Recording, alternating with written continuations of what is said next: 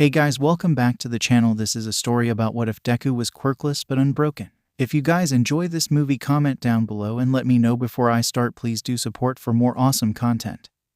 And leave a like and don't forget to subscribe to my channel and also share this video with your friends and check out the description in my playlist. The author of the story 𝗧𝗵𝗃 from 𝗵𝘃𝗃. So let's start the video. In a year or so, when people asked him why he began to walk the path that led him here, he would struggle to give them a concrete timeline. Midoriya Izuku didn't exactly know when his world began to fall apart. Perhaps it started during the first day he had been diagnosed quirkless. Maybe it was just hours later, when he begged his mother for any form of support and got an apology in return. In the end, even as a child, deep down he knew that the absence of a quirk in a world full of superpowers was essentially the painting of a giant target on his back. That his dream was just that, a dream. The next decade or so was hell. Maybe not quite hell, but it was his first taste of prolonged pain. Because in the eyes of society, quirkless was as good as useless. Bakugo Katsuki, once his closest friend, branded him with the name Deku, as a reminder of how a single part of his genetic code deemed him lower than everyone else. And on that day, the admiration for his powerful, heroic friend had been snuffed out by the same person he would have gladly laid down his life for. Perhaps in another world, they would have remained friends if he had developed a quirk on that fateful day. Perhaps in another world, he would have been kinder, but not in this one. In this one, Kaken became Katsuki. And then he finally became Bakugo the day he left a searing handprint on his back, an explosion tearing through his clothes and roasting a small handprint onto the flesh underneath. The entries, 4 whole pages of writing that had been penned down with excitement and care in his very first analysis journal, had been torn out and set ablaze in the dead of night. He had watched quietly as the small bonfire removed the last positive connections he had to his first and only friend. And for the first time in his life, he felt something akin to hatred. He struggled and stumbled, but never faltered, flinging himself in front of anyone who were unfortunate enough to draw the attention of Bakugo and the various bullies in the schools he attended over the years, serving as little more than a glorified meat shield. Even when the people he protected ran off without a word, even if they were sometimes part of the small crowd that whispered about his defect behind his back, even when the small, flashy yet not quite painful explosions started to burn and scar, even when he started having to figure out ways to dress wounds, hiding them under sleeves and makeshift bandages, he soldiered on, smiling as he did so. Because the day he stopped smiling in the face of those that tormented him was the day he finally let this world get to him.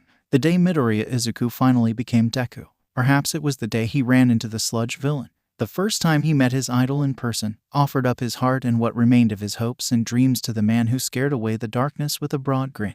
The day he bared his soul to All Might, and watched with a cold, numb feeling in his chest as the symbol of peace ground his heart into the dirt before moving on as though he was doing him a favor. As the man left the rooftop, Bakugo's words crossed his mind. He sat at the edge of that roof for a long time, contemplating whether it was truly worth it to continue fighting the label the world had chosen to place on him, his face devoid of the wobbly smile that had served as his last defiant shield against everyone else. Then came the sound of familiar explosions, and before he could second-guess himself, the boy got to his feet. He ran towards them, rather than away from them like he usually did. He watched with disbelief as his tormentor suffocated in the grasp of the same villain that had almost killed him, and looked around at the heroes yelling about how their quirks were not suited for this situation, stood idly by as a child suffocated, almost as if your worth as a hero was all up to what quirk you had. And out of the corner of his eye, he saw All Might in his true form, looking on just as helplessly as the heroes yelling at each other and the civilians recording the whole thing as Bakugo's timer continued to run out. And that was the first moment something in him truly snapped, when he saw the symbol of peace, in all his glory, witness a child die before his very eyes and do nothing about it. One moment he was part of the faceless crowd. The next he was running forward, bag already in mid-flight as he lunged for the sludge villain, a wordless cry trapped in his chest. His first thought was that he needed to give Bakugo a chance to breathe. His next was that the villain's eyeballs weren't slime like the rest of his body. His third was that an eyeball couldn't exactly withstand the pressure his hand could apply. In the end, his desperate actions only bought about 7 seconds for Bakugo to breathe. But those 7 seconds were all that he needed to tug his tormentor from the grasp of the villain screaming about his ruined eye, shuddering and convulsing. And before the man made of slime could envelop the 2 teenagers, finishing what he had started, All Might appeared like an angel sent from the heavens, changing the weather with a single punch and splattering the villain against a wall. He smiled and laughed, reassuring those watching that everything was all right. Midoriya barely spared him a glance, having seen his cowardice in action just a few minutes ago. The heroes praised Bakugo for surviving so long, and fawned over his hero-worthy quirk before telling Midoriya off about how reckless he had been. The disapproval only intensified when they realized he lacked a quirk, and all the heroes told him he should have left it to the pros. Those words caused whatever had snapped in him to splinter even as it tried to fix itself. He smiled, and judging from the way the adults who were so confident in their thoughts and opinions flinched in unison and stepped back, it was nothing like the confident grin he tried to maintain or the watery smile he fixed on his face after a particularly harsh beating. If he had been able to see himself at that point of time, he would have compared his own smile to broken glass. The pros? What pros? Do you mean the people that were standing by and watching a child die? He left the sputtering adults behind with that cheerful parting statement and grabbed his bag. Taking the usual route home, he absent-mindedly wondered what lie he would have to tell his mother this time. A couple of minutes later, the sound of his usual tormentor made him stop and turn around. Deku, with the snap crackle pop of explosions that once upon a time made him flinch from the pain that was to come, Bakugo stomped towards him, stopping a short distance away as though getting any closer physically pained him. Midoriya stayed silent, watching the blonde carefully and already ready to run away. I had it under fucking control. I didn't need a shitty Deku like you to step in. You got that? Midoriya wasn't listening. He was just humoring his egoistic classmate, someone who was once a friend and the closest thing he had once had as a brother. So once his little tirade was done, the green-haired boy smiled in response. The fiery blonde stepped back and the explosions in his hands faltered for just a fraction of a moment. He nodded slowly, cold steel barred in his expression. All right then, Bakugo. He looked the boy dead in the eye. Next time I'll leave you to die. He swung his bag over his shoulder, leaving Bakugo behind with the image of a smile that was sharper than the edge of a blade and words that would haunt him for weeks to come. Another few minutes later, he was stopped once more by a booming "I am here" and All Might himself landing dramatically before coughing blood and deflating. He plasters a fake smile onto his face, acting like a fanboy meeting his idol. I apologize, young Midoriya, for my words earlier. I was careless, and you were the one who had to solve the problems my mistake caused. It's all right, All Might. He lied as naturally as he breathed. It was my actions that caused it in the first place, so I was just making amends. Even as Midoriya pretends that he hadn't been affected by the hero's callous actions. His mind hisses that if apologies could right all wrongs, this world would be a much kinder place. The symbol of peace laughs. Maybe so, my boy, but you acted like a true hero out there. Why did you run forward? Why didn't you leave it up to the heroes? He wonders briefly if answering with the truth will get him arrested, before settling for a generic answer that would come from a hero. Can't tell the number one hero about the burning rage in his gut, about the way his pulse quickened and how he had nearly broken out in fits of laughter as blood and slime dripped from his hand. I don't actually know. My legs just moved on my own. Although the true reason why he had acted instead of watching was because he had realized that the heroes were useless without their quirks. All Might's smile broadens at the answer. And while it would have warmed his heart and allowed him to die happy just a day or two ago, the only thing it does is sharpen the broken pieces of whatever had snapped inside of him. All great heroes have stories, and one thing stays the same in all those stories. At some point in their lives, when they were at their weakest, when all seemed lost, their legs moved on their own. Midoriya nods, internally rolling his eyes. I believe that you too can be a hero. A faint flicker of hope ignites even as he waits patiently for the ball to drop and gets rewarded with the secret of All Might's quirk. One for all. A legacy passed down through generations. Two things come to mind when he offers the position of successor to Midoriya.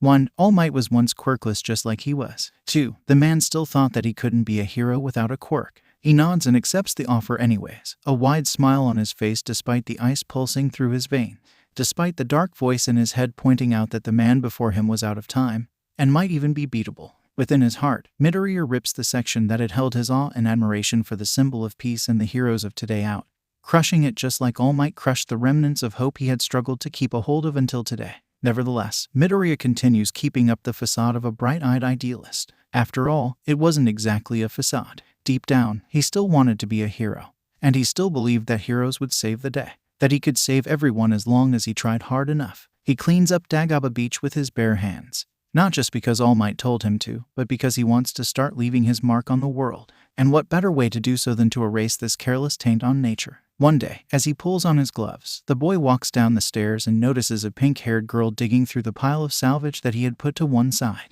She's grinning, hands fluttering across items with the practiced ease of someone used to mechanics. And his eyes fall on the incomplete device next to her. He isn't quite sure how long he stands there, watching the other teenager move around, vaguely resembling a hurricane. Thankfully, she doesn't react as badly as he's used to when others notice his presence. Setting a hammer aside, the girl bounces up to him. Hey Greenie. Are you the one that sorted out this lovely pile of materials? Idly, he notes the crosshairs in her eyeballs, stepping back slightly as she invades his personal space. And if I was, perks of shattering your worldview was that you could finally talk to someone else without stuttering. Unfortunately, whatever social anxiety he used to possess seemed to have been replaced by sarcasm. She abruptly reaches out to clasp his hands in hers, and he clamps down on the instinctive urge to run. He didn't quite think that he was going to get hurt. At least, he hoped so. Make babies with me. Her name is 𝗧𝗵𝗲. She smiles without a care in the world, mind racing so fast that he's hard-pressed to keep up, only facing forward, ignoring failure and just creating more machines. A few weeks after their tentative friendship, he ponders the makeshift support item he's turning over in his hands, head filled with the sound of clanging metal. You know, 𝗧𝗵𝗲-san, your inventions are gonna be better than heroes someday. He mentions the stray thought to her as he lugs the 𝗧𝗪𝗏𝗃 away from the beach and she finishes creating her latest prototype of a stun gun. It elicits a giggle from the pink-haired girl, and he feels his own lips curl into a smile. I'm being serious. You've got a bright future ahead of you. At this rate, you're gonna somehow invent space travel 20 years in the future. In fact, her smile becomes more genuine when he continues to talk about her ability to tinker and create, which ends up becoming a short, peaceful discussion about the practicality of certain items. They agree to go to UA together after he tells her about the purpose of his training.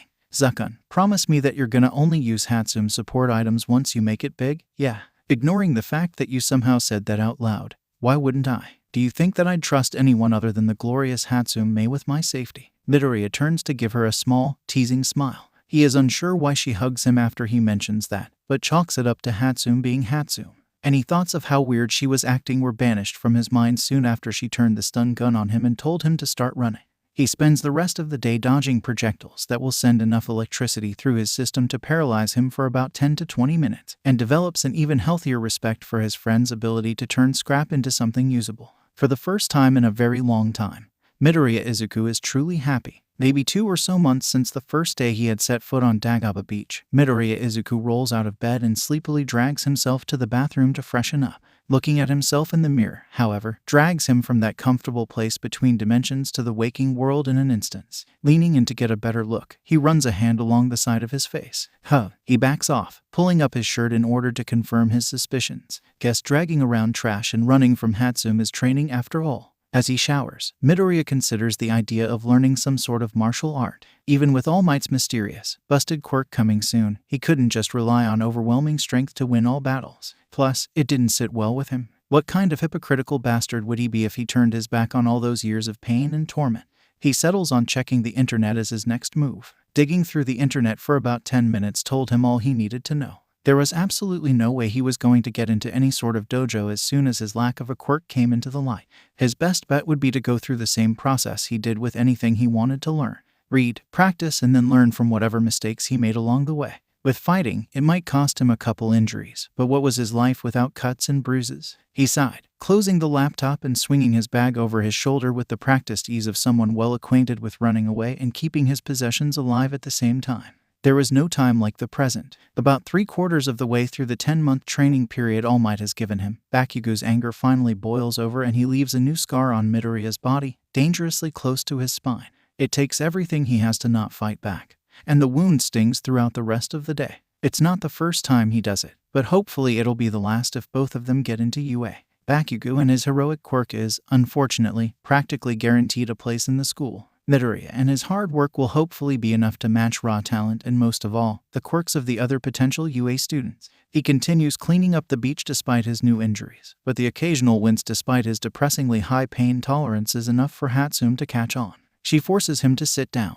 very nearly stripping him on the spot if not for the lucky fact that he's faster than her and values his continued existence. Under threat of a stun gun or the next weapon she cobbles together, he reveals the truth, showing the scars that he has littered all over his body. It's the significantly abridged version, but there's certainly enough details for his talented friend to put together all the pieces. After his short spiel, Midoriya is prepared for anything she has to say about it. What he isn't prepared for is the eerie silence that follows. 𝗧𝗵𝗲-san, despite the numbness that has encapsulated his being ever since that very first shattering of his heart. Midoriya felt his pulse accelerate from its usual steady beat to the rapid thumping of war drums as 𝗧𝗵𝗲's blank expression twisted into a snarl. I'll kill him. He blanched as his friend got to her feet, and tackled her before she could get too far. 𝗧𝗵𝗲 no, 𝗧𝗵𝗲 yes. He spends an hour convincing her that hunting down Bakugo and breaking his wrists and kneecaps was not the right thing to do, and then they have a rather enlightening conversation about bullying and the effects of it on the victims. She still looks disgruntled, but that's at the very least a step down from the homicidal rage that he had been uncomfortably acquainted with over the course of the day. Just a little bit of maiming. He can survive without his motor functions. Nope, she sighs, finally relenting. He's given about 3 seconds of breathing time before she pins him to the spot with a stare. Midoriya flinches, but manages to push down the instinctive response to run. It's nice to have a friend, to have someone who cares, even if she is really scary sometimes. Promise me that you won't take his bullshit lying down. I can understand staying within the boundaries of the law, but you have to look out for yourself. He opens his mouth, and before you say anything self-sacrificial, I'll hunt that bastard down the next time you get injured. He closes his mouth. He promises her that the next time 𝗵𝗃𝗃 tries to lay a hand on him, he will not take it without a single complaint. She gives him a phone number and an address. The first belonged to her while the latter belongs to her aunt, who apparently runs a self-defense club. She tells him to attend classes there so that he can at least put up a fight, because when 𝗵𝗃𝗃 tries to attack him again in the future, she wants him to be able to fight back without breaking his own bones in the process. He agrees, but on the condition that she'll attend alongside him. 𝗬𝗪𝗼 sighs, but agrees. She also tells him to call her May, because if two people are close enough to have a heart-to-heart conversation, they should refer to each other by their first names. He points out with some exasperation that she had called him Izuku from the start. She smiles, one of the few genuine ones that she shares with him whenever he does something sweet, and proceeds to force him to run around so that her new drone can gather data on how to subdue moving targets. He's really glad they're friends. 𝗬𝗪𝗼's aunt is a boisterous woman who particularly enjoys putting him through hell while his friend sips a cold glass of water and eggs her on from the side.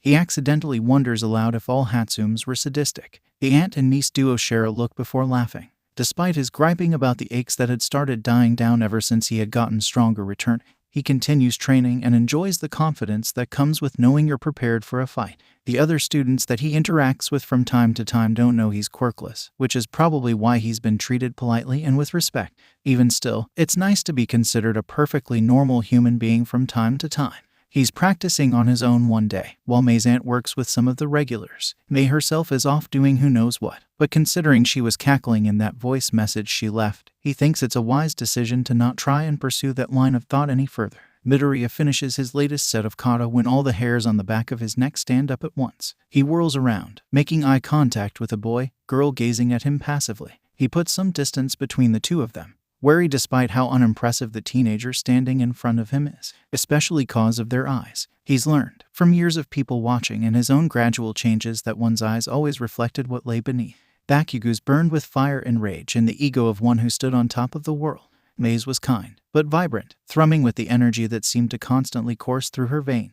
And his own were blank, artificial, filled with the thousands of lies he had taught himself to believe. But never, ever, had he met someone with eyes so completely void of anything. It was like staring into an abyss. Slowly, ever so slightly, the mystery's lips twitched upwards into a smile. His own tightened in response. Midoriya wasn't exactly a fan of being laughed at. You're different. The words were quiet, but heavy with the same weight that anchored the fog in his bones. I don't follow. It wasn't quite a denial, but close enough that he felt a flicker of shame. Nonetheless, he squared his shoulders and looked the stranger dead in the eyes. A pale hand extended a scrap of paper in his direction. He blinked, bemused by the sudden turn of events. Against his better judgment, Midoriya took the offering, turning it over to reveal a number. He smiled internally. In any other scenario, this would be almost humorous. You came here to learn how to defend yourself. But if you want to know how to hurt, and to do it well, come and find me. Their piece said. The other teenager walked away without another word. Midoriya watched them leave, idly noting the way they seemed to glide across the dojo, unnoticed and unheard.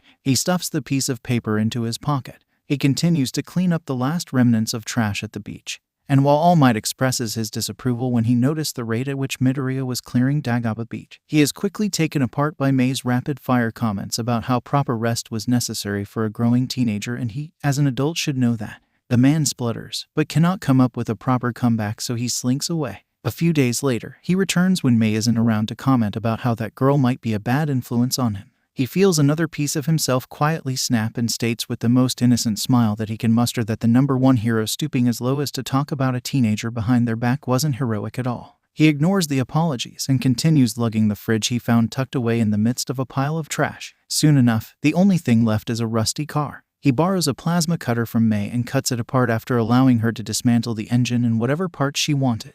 They bask in the brief period of joy that came with 10 months of effort finally paying off, enjoying the sight of the sun rising and marking the beginning of a new day. Eventually, she runs off to finish her preparations for the UA entrance examination, and soon afterwards, All Might arrives to praise his hard work. He smiles and slips on the mask of a hero fanboy. In his head, he wonders if the old fart was waiting for May to leave before he approached. It comes as a surprise to him when he gives him a strand of his hair to eat, but Midoriya shrugs and forces it down with a healthy amount of water. He asks about how to use one for all and gets the second worst piece of advice he has ever heard in his life in return. Midoriya tries his best not to act bitter about it, and thanks the hero for giving him a chance to prove himself. He spends the rest of the day making sure May doesn't blow herself up before the examination and searching within himself for any traces of the power All Might has passed on to him. Unsurprisingly, he ends up coming up empty. He gets about 3 hours of sleep that night, plagued by the usual nightmares. The next day, Midoriya forces down what little food his shrunken stomach can handle and allows his mother to fuss over him before he takes his leave. Their relationship hasn't exactly been the best since the day the knowledge that she didn't believe in him because of his lack of a quirk finally clicked into place in his head, and he never really tried to fix it. Not to mention how everything else had fallen apart after that. May was the first person to truly believe in him despite his quirkless nature. All things considered, she was also his first true friend. He stands outside the gate of UA for a few minutes, waiting patiently for May to show up, and sidesteps Bakugo before he can shoulder check him into the ground. He catches a girl before she could fall and nods politely when she thanks him cheerfully and introduces herself as Uraraka Ochako. Before he can do the same, May appears like a demented, pink-haired phantom and drags him through the gates. He snickers slightly, waving goodbye to the befuddled teenager. Used to her antics and abnormal arm strength, he allows himself to be dragged. Thankfully, she releases her grasp on him when their paths diverge. They stand there for a few moments as May shuffles slightly, a stark contrast to the confident individual he had grown used to. It's odd enough that he briefly struggles to break the silence, before May hesitantly reaches out, pausing so that he has the opportunity to shy away from the physical contact. He extends his own hand, answering the silent question with a smile. A whisper of a grin forms on her face before she gently intertwines their fingers. A flare of heat makes itself known, and he prays to non-existent gods that his embarrassment isn't being broadcasted to everyone in the general vicinity. Either we both make it into UA, or neither of us do, got it? His head snaps up, heart freezing in his chest. What? No, you can't just throw away your future for me. You're practically guaranteed a spot in the support course. You can't just ditch it for ... for this. He gestures to himself with his free hand, more than a little frustrated. In response, her grip tightens slightly. I'm dead serious. Getting into UA doesn't matter if you're not there. He grits his teeth, but is completely unable to help the affection burning wildly in his chest. Internally, he swears that he'll pass this exam or die trying. The two trade tiny smiles before untangling their hands and bidding farewell. As Midoriya walks away, he takes several deep breaths before slipping back into the almost comforting numbness of apathy and hatred. The written examination is simple enough, although he has to stop himself from putting the answers he truly believes into certain questions and instead fills in the blanks with the correct responses. Present Mike is the one to introduce the physical portion of the test, explaining the points system. A boy who resembles a robot points out the fourth type of robot on the pamphlets they have gotten, and for some inane reason, he accuses UA of incompetency. Midoriya almost snorts at the expression on the hero's face as he answers the question, choosing to spend time more productively and figure out why exactly there would be a robot worth 0 points. He concludes that there must be a secret scoring system, and coupled with the statistics he has gotten from previous years, he deduces that there must be points given for heroic actions during the examination. Good for him, bad for the other candidates. While he may be at a disadvantage in the power department, he can definitely rack up points by getting other examinees out of trouble. In all honesty, he was going to do it anyway because what good was a hero that didn't save people? He ignores the way Bakugo growls beside him and starts planning, the gears in his mind whirring along at a steady pace. He stretches as the air itself seems to thrum in anticipation for the carnage ahead. Thankfully, Bakugo was assigned to a different region entirely, so he won't have to put up with a deranged teenager who was more than likely to drop a robot on his head. Soon enough, Present Mike screams to announce the beginning of the examination. He darts forward and heads further into the fake city as the examinees around him start to stop and take out robots. It leaves him with a decent number of robots to fight, and he racks up about 30 points before his hands are bloody and sore from tearing at metal plating and ripping out wires. Taking a page from May's book, he disables the arm of a fallen one-pointer and manages to rig up a makeshift gun. He gets himself another 20 points while occasionally taking his attention away from the robots to save other examinees from falling robots and handing his gun to a purple-haired boy who looks more desperate with each second.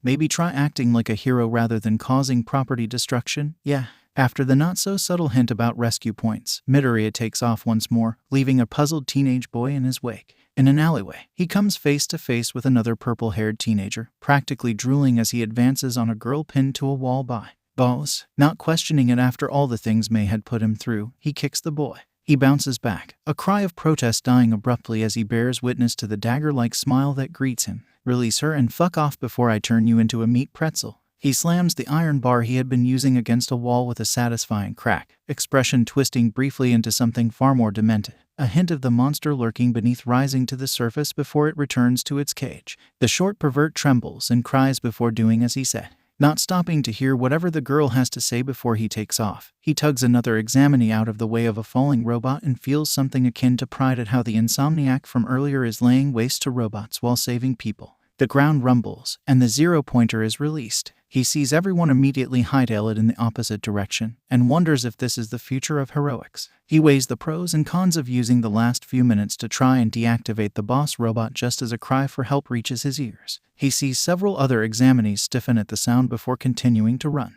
making eye contact with the purple-haired boy he had aided earlier. He hopes that at least one more person will make the right choice. Shinsu Itoshi runs away, and he will regret it every time he sees 𝗬𝗧𝗏𝗧𝗏 after that fateful day. Midoriya Izuku may smile and laugh and treat him like a human being despite his villainous quirk, but he will see the judgment in his eyes every time he interacts with the boy. The same cold look of disappointment that will haunt him in the weeks to come as he remembers how he runs away like the other examinees, leaving a single boy to run towards the danger after looking to him for assistance and finding none. Midoriya Izuku feels something snap in him for the third time and absent-mindedly notes that it might be his faith in humanity, or his sanity. Why not both? He chuckles even as he wrenches a length of rebar from a shattered piece of concrete and sprints for the person trapped under rubble and notices that it was the girl from the UA gates. Midoriya uses the magical power of leverage to raise the rubble long enough for her to escape. Unfortunately, but unsurprisingly, her ankle is twisted and the zero-pointer is almost upon them. He searches his brain for a plan and comes up empty. Quirk, not really the time, but anything I touch with 5 fingers becomes weightless. He begins to move them away, before his mind makes the calculations that there was no way they were going to be anywhere close to safe before the robot crushes them like grapes. Apologizing, he forces the girl's hand onto his arm and abruptly feels himself floating.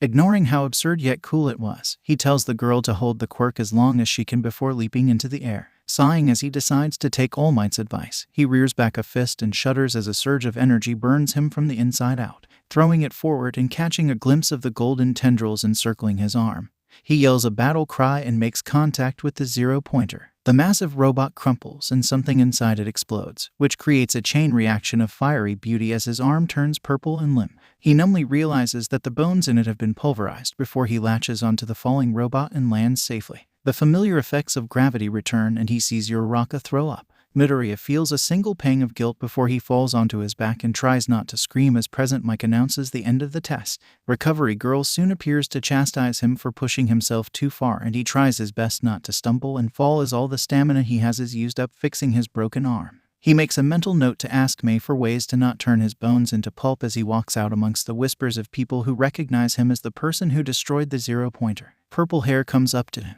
but whatever insincere apology he was going to say dies on his lips as Midoriya brushes past him with another of his grins that are apparently terrifying to everyone but May. Speaking of May, he sees the pink-haired inventor hovering outside the gates of UA almost anxiously. If he didn't know that May didn't get anxious. She somehow senses him and turns around with one of her usual smiles, but it flickers and winks out when she sees his state of fatigue. Not asking any questions, she offers an arm for support and they walk back to his house. His mother is absent, working as usual, so no one answers the greeting he calls out. He points May towards the coffee and they sit on the couch, drinking their respective beverages and listens to her rattle on about how interesting her day had been and how she hadn't even blown up a single thing. When she falls silent, he picks up the pace by explaining what he had done, what he had seen, and the quirk that he had just manifested. Then he hesitates. In the end, he huffs a breath of bitter laughter. Why not tell someone else about the clusterfuck that was his life? Can you keep a secret? She scoffs. Is that even a question? Midoriya smiles wanly. He begins to tell her about One for All and the failure of heroes. He finishes his tale in about 20 minutes. She stares at him, and her face alternates between boiling rage and a deep sadness. He waits for her to absorb the knowledge he had just dumped on her, drinking the last of his hot chocolate.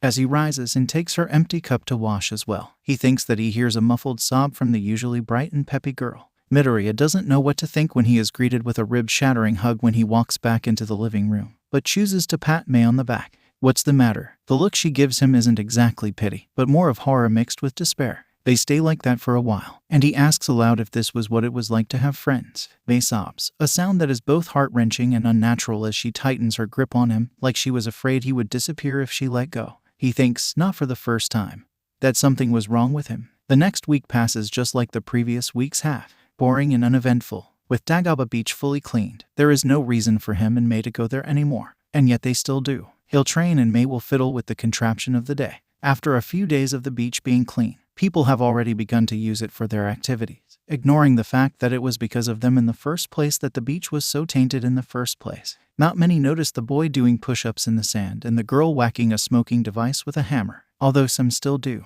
One mentions how nice it is to see that young love still exists. The simultaneous deadpan stares sent his way were enough to cause the man to chuckle nervously and edge away. An old woman asks if they know who cleaned up the beach, and they pretend that she isn't talking to the duo responsible for the removal of all the trash on this now pristine place. She seems to still sense that they are hiding something from her, because she smiles kindly in the way only wise old men and women can smile and leaves with a parting word of gratitude. It's nice to see that your efforts actually mean something to the people you did it for. After a few hours, Izuku and May will part ways after lunch and he will spend his afternoon studying and carrying on with his hero analysis, although now he just calls it analysis. Sometimes he goes to Aunt Hatsume's dojo and makes sure his skills are never dull. Once or twice, when he's at his lowest, he calls the stranger. They never do give him a name, but no matter when he rings them up, they're always available, and he slowly becomes acquainted with blood and unnecessary violence. He's not sure whether he should continue visiting them, but just like any other bad habit, he just can't drop it.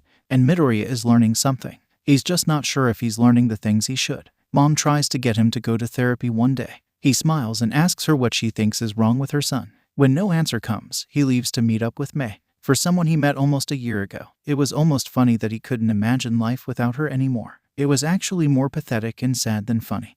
But those thoughts are carefully locked in a box and dumped into a bottomless pit in his head. They stay at the beach after dark one day to lie down and stargaze. It's one of the only places nearby that wasn't so polluted with light sources that the stars were drowned out. The silence was comfortable, and occasionally they would converse about anything and everything. He asks once if she thought there was anything wrong with him. She reaches out to punch him in the shoulder before standing up and twirling. He watches, almost hypnotized by her actions, and she gestures to the surroundings. It doesn't matter what people think of you. Look around you, 𝗧𝗏𝗏. You made this possible. A beach completely smothered by trash, by the uncaring masses, and you were the one to change that. She smiles and pulls him to his feet, twirling them around and around until he breaks into laughter. May traps him in another hug, and he leans into the touch, choosing to push the fact that he was touch-starved to the back of his mind. He whispers a thank you to her, and she responds in typical May fashion by reminding him he was only allowed to use her support items. As per usual, he agrees almost immediately. When the letter from UA finally comes in the mail, he takes a trip to the beach that had become more of a home to him than his cold and empty house, sitting on top of the small cliff overlooking the sea and dangling his feet over the edge. May arrives a few minutes later with her own letter and they open hers first. Unsurprisingly, she passes with flying colors, and Power Loader welcomes her to the school with a warm grin, but they both hear him mutter about how she had set a desk on fire and hoped it wouldn't set the baseline for the rest of the year. They both snicker in response. Despite holding his future in his hands, Izuku can't find it in himself to care. He gets a disc identical to the one his friend had gotten, and All Might materializes. May's eyes narrow almost immediately, and he reminds her that murder wasn't justified. After a long speech that they both tuned out, the final judgment was clear. He had passed. No, he had succeeded. 68 villain points and 80 rescue points, giving him the highest score in recorded history. His friend cheers softly, before looking at him. Her face melts back into the familiar expression he labeled Soft May, and he realizes that the water dripping onto the disc were his tears. He cries for the first time in a long time, and despite the tears, he still feels empty. Cold. May holds his hand, and he feels a tiny flicker of warmth. He wonders if he has ever told her how much he loved and appreciated her, when she squeaks but wraps him in another embrace. He makes a mental note to remove his habit of speaking aloud. They're going to UA. He ponders how different the people in his future school will be as compared to the mixture of bullies and bystanders that middle school was filled with. He considers what he would do if the future generation of heroes are as narrow-minded as All Might in their views on the Quirkless. He decides that it will probably break what was left of his heart. But for some reason, he doesn't care anymore. He wonders when he stopped caring about what the world thought of him. He thinks it's probably the day All Might takes his heart and rips it into two. Izuku did tell May that he would prefer to do this alone considering it was the first day of school and all, but when had his stubborn, incredibly smart partner in crime listen to him. They exchanged some snippets of conversation while walking through the same halls the greatest heroes had walked through at some point in their lives, but were they truly heroes? Almost too soon, the duo bid farewell to one another. The inventor squeezes him in a slightly too tight hug, before bounding off to break the world record for number of explosions triggered on the first day of school. Izuku watches her go fondly. He chuckles at the thought of the chaos May was going to commit, but the small smile on his face perishes mere minutes afterward. It was definitely unhealthy to be so fixated on one person alone, but he couldn't help it. The door to Class 1A is huge and most likely that size for any potential students with mutation quirks that make them giant. But surprisingly, he isn't intimidated by the ominous figure it casts. A flicker of motion directs his gaze to a yellow object the size of an adult male lying on the ground not too far away from the door. He weighs the pros and cons of approaching the entity, but his decision is made when he hears the familiar shouting of his tormentor from inside the classroom. Walking over, he carefully turns the yellow object over and is met face to face with a man who looks as dead as he feels inside. They have a brief staring contest. Who let a homeless guy into UA? The snort he gets moments after that thought crosses his mind alerts Midoriya to the fact that he was muttering again. Darn, he should really fix that habit. For the record, I am the homeroom teacher for Class 1A, not a hobo. Despite the gruff drawl, his tone carries a hint of amusement. Then the man leans back, rolling over, and a brief flicker of judgment allows him to draw the conclusion that he is being tested. It would have been a good test of his character if Midoriya hadn't stopped caring about other people's opinions quite some time ago. Well, he still cares about one person, but this hobo-looking teacher who's probably a pro-hero isn't that person. So in response to the surprising revelation that he has just called his teacher a hobo, Midoriya merely nods. Need me to help you into class or are you gonna walk? The man's composure breaks for a fraction of a second to reveal shock, and he knows that he has already won the first battle. The adult mulls over his question, almost like he was actually considering it, before he grunts an affirmative, and Midoriya feels a flicker of amusement before he starts carrying out his task. The class falls silent almost immediately when he kicks the door open and walks in, dragging behind his cargo and looking like a murderer finding a place to dump the body of his latest victim. His eyes sweep the room, marking down the individuals he already knows. 𝗬𝗧𝗏 is staring at him like whatever image she had in her mind had been completely shattered. The purple-haired coward tries to become one with his chair, which has the darker part of his mind purring in delight. The robot appears to be rebooting his brain from the sheer shock he is experiencing, and 𝗵𝗃𝗃 looks like he's an inch away from grabbing him and choking the life out of him for ruining his origin story. Or maybe it was because he got first place in the entrance examination. Don't know, don't care. He carefully deposits the sleeping bag on the teacher's table and takes the only seat left in the room. Their homeroom teacher frees himself from his cocoon like a demented parody of a butterfly emerging from a chrysalis, and introduces himself, which Midoriya promptly tunes out, already focused on calculating how he can squeeze his new training routine alongside school. He says something along the lines of my class, my rules, and tells them to get to the training grounds before he expels them all. While this causes everyone to scramble out of the classroom, Midoriya waits for his classmates to leave before taking the gym attire and, as an afterthought, turns off the lights and fans before departing as well. Somehow, he manages to show up to the field first, and Aizawa-sensei gives him a searching look that he pointedly ignores, choosing to fiddle with his quirk and test a few theories that didn't involve complete destruction of his bones. When the rest of the class finally shows up, he tosses a softball to 𝗵𝗃𝗃. 𝗵𝗃𝗃, what was your record for the softball throw in middle school? 72 meters. And as expected, the answer comes with an arrogant grin that would have Midoriya's blood boiling if he wasn't so apathetic to it all. Throw it as far as you can, but using your quirk.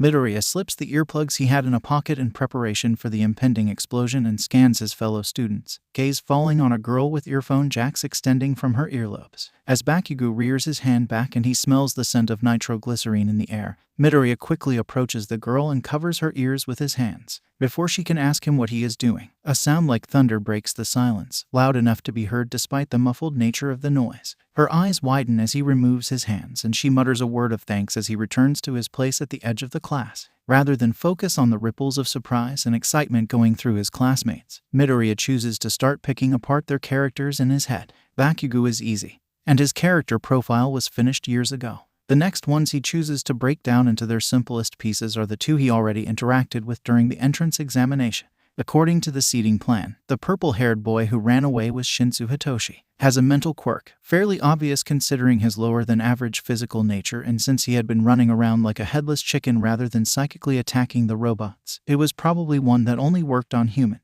Perhaps some form of brainwashing. That would be considered a villainous quirk in this society. Possible triggers would then include mentioning how his quirk was suited for villainy, or since he still refused to make eye contact, point out how he ran away when someone else was in danger. Midoriya almost flinches when his classmates start protesting about how their sensei cannot expel them on the first day. What had he missed? But manages to repress the motion as Aizawa-sensei pins them with a stare. Unfair. The very nature of this world is unfair. Natural disasters, misfortune, villain attacks. This is Yui Academy, where you'll learn to be the best and brightest of your generation. If you have time to complain about fairness, you might as well leave now and save me the trouble of expelling you. Aizawa-sensei punctuates his statement with an eerie grin, which causes several of his classmates to react as though struck. Midoriya idly compares it to the stranger's wicked smile. For the first time in a long time, he feels a grudging respect for the first adult he's known that somewhat understands the way the world works. Still, getting his hopes up was just begging for someone to take it away from him again. He pushes the bits of information on Uraraka he has already started compiling into a little box in his head labeled analysis before participating in the tests. While the usage of a quirk is allowed, he highly doubts it would be beneficial for both his image and his health if he breaks a bone for something as benign as an exercise. Bay has already provided him with a useful analogy for manipulating one for all. He was a circuit and the quirk was his power source. What he had done in the entrance examination was equivalent to flooding a circuit which couldn't hold the amount of power coursing through it.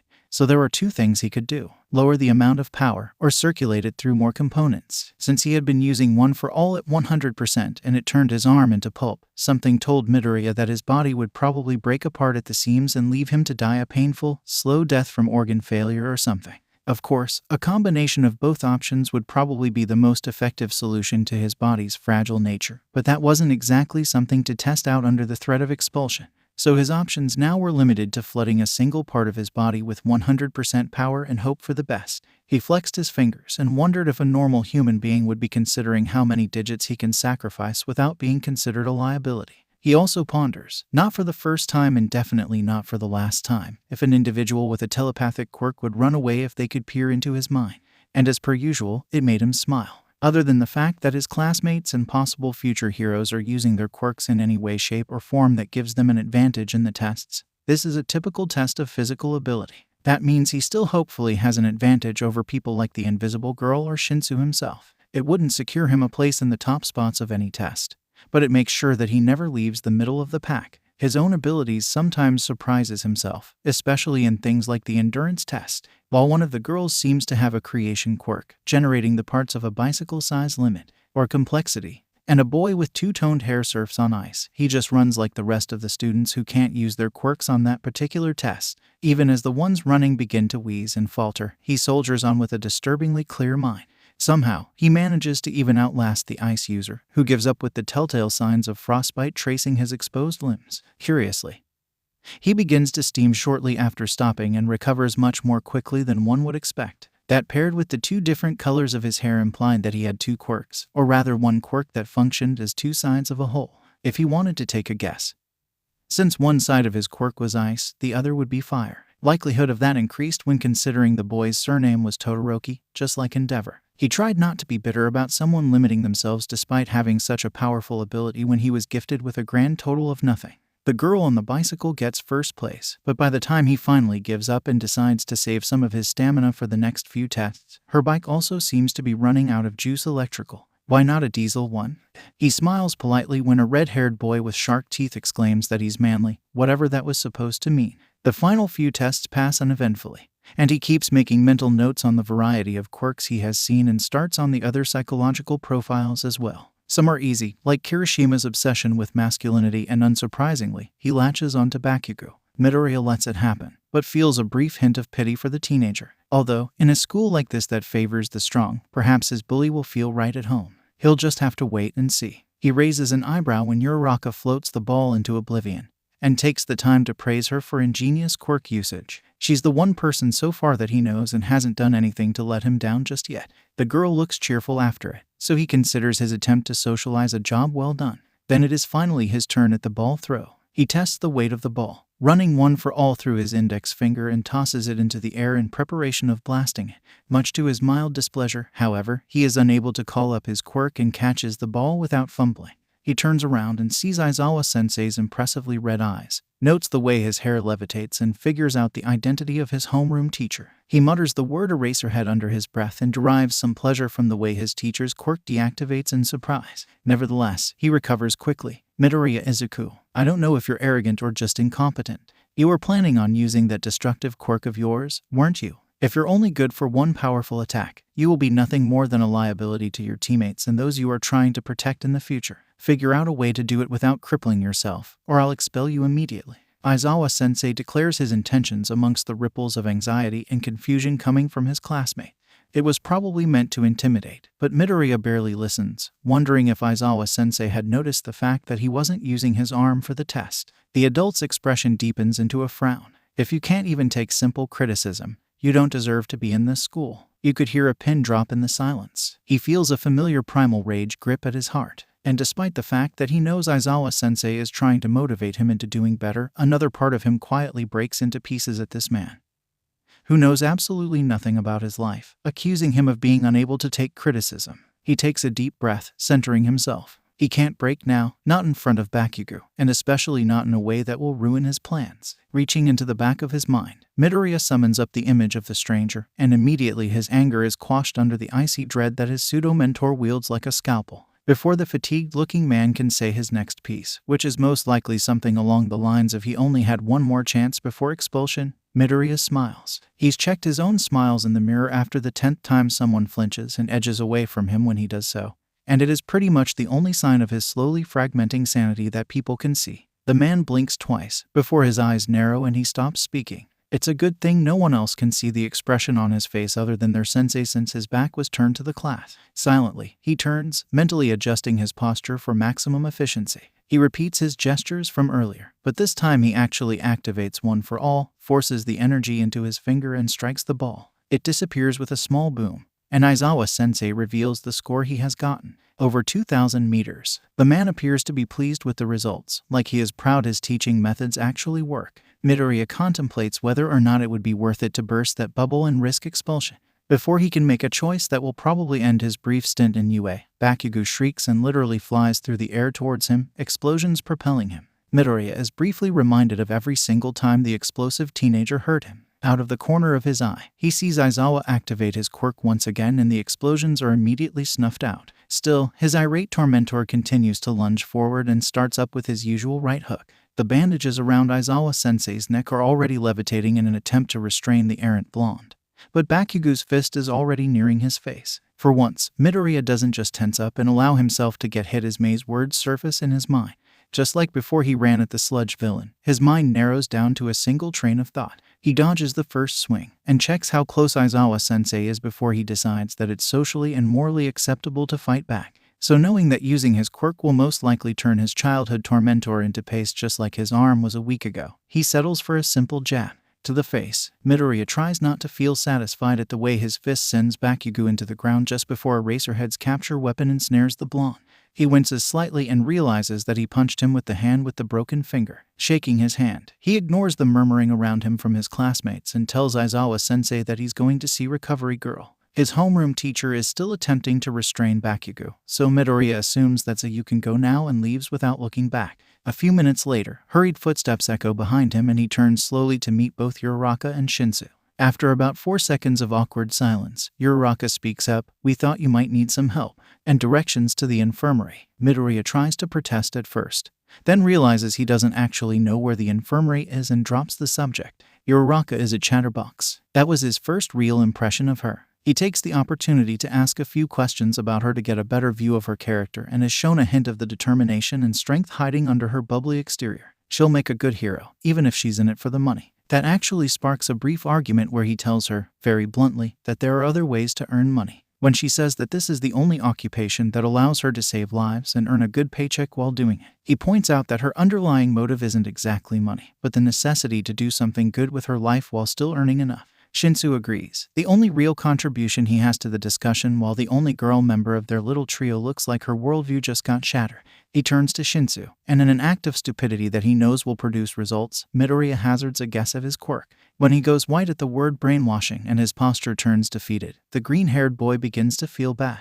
Instead of ripping into him for being bitter about the label he has attached to him due to his quirk, instead of getting off his ass and actually doing something about it, he decides to go the nicer route and tells Shinsu he'll make a good hero, but needs more physical training. He tries not to feel like he's manipulating a kid starved for social interaction, and tries his best to convince him that relying only on his quirk is essentially signing himself up for failure. And when Shinsu turns defensive, he allows his expression to fall into a sneer. You do realize that even if I hadn't used my quirk for the ball throw, I would have scored higher than you just cause of my fitness alone. Shinsu falls silent and struggles to come up with a counterpoint, but never gets a chance when they arrive at the infirmary. He knocks on the door, briefly thanks the duo for coming along with him, and enters. Recovery Girl looks up from whatever she was doing, and her face crumples with exasperation when she catches his broken finger. A quick kiss fixes that, and he quickly takes the gummy bears she forces into his hand and swallows them to get the necessary energy boost to deal with the rest of the day. Shinsu and 𝗬𝗧𝗏 still follow him, even as he goes back to class to collect his things and finds 𝗵𝗃𝗃 sulking inside.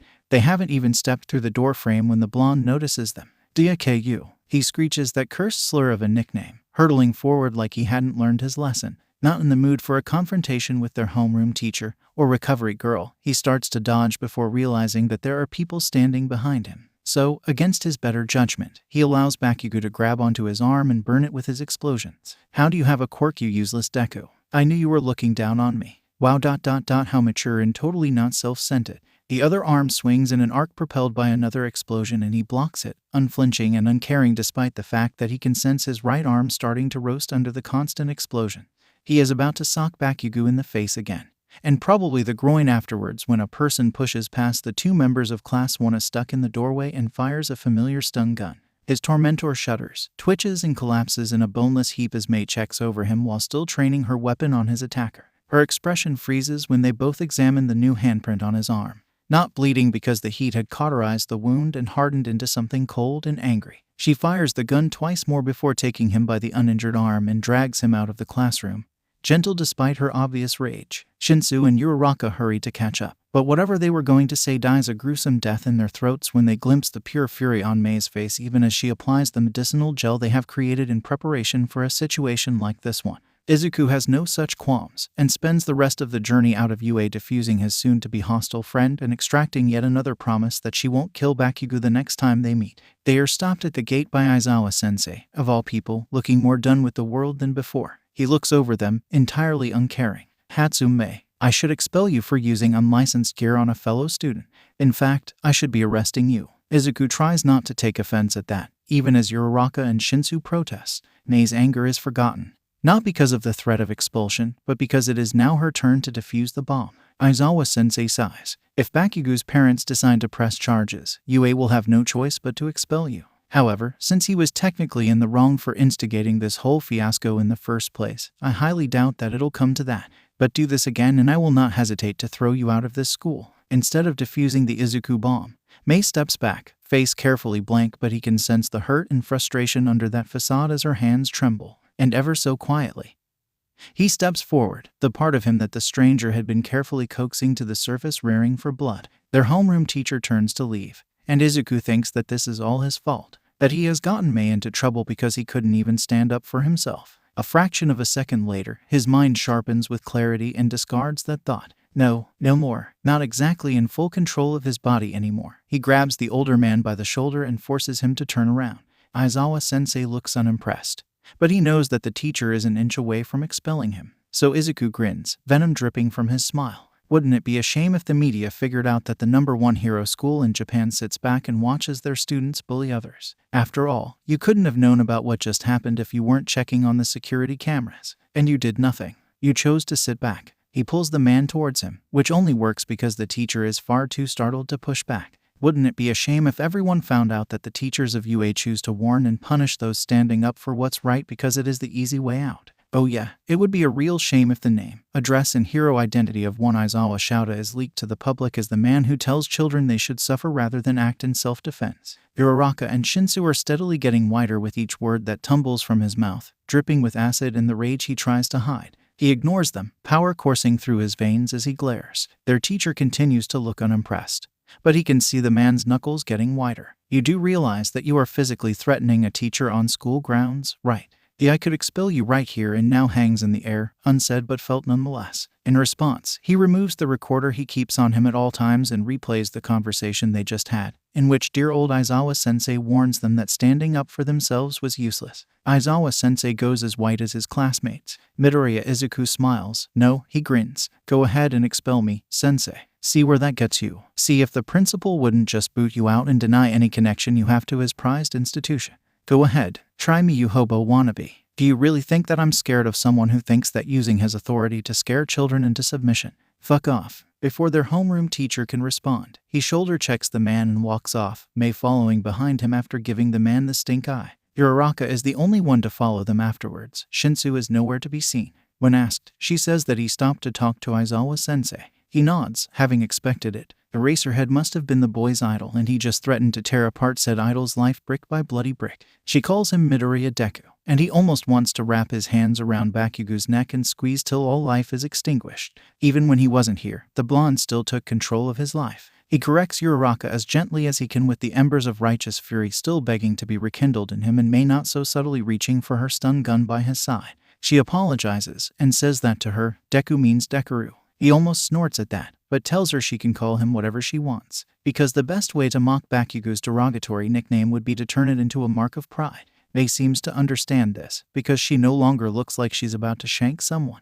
But 𝗧𝗏𝗧𝗏 doesn't get it, does she? So what if she thinks that Deku was meant in a kind way? Did that change years of torment, of bruises and burns and scars? No, no way in hell. They exchange phone numbers with the brunette before she leaves with a jaunty wave, already bouncing back from the fiasco earlier. And now it's back to the two of them, just as it had been, just as it should be. He starts to get an apology out of his mouth before May slaps him lightly across the back of the head. Don't apologize, Zuko. You know that I'd rather get expelled than let that scumbag lay a finger on you. He feels the slightest bit of warmth from that statement, doing its best to drive away the cold that shackles him. And you know that I'd rather overthrow the government than let them expel you. They both know that the opposite party isn't lying.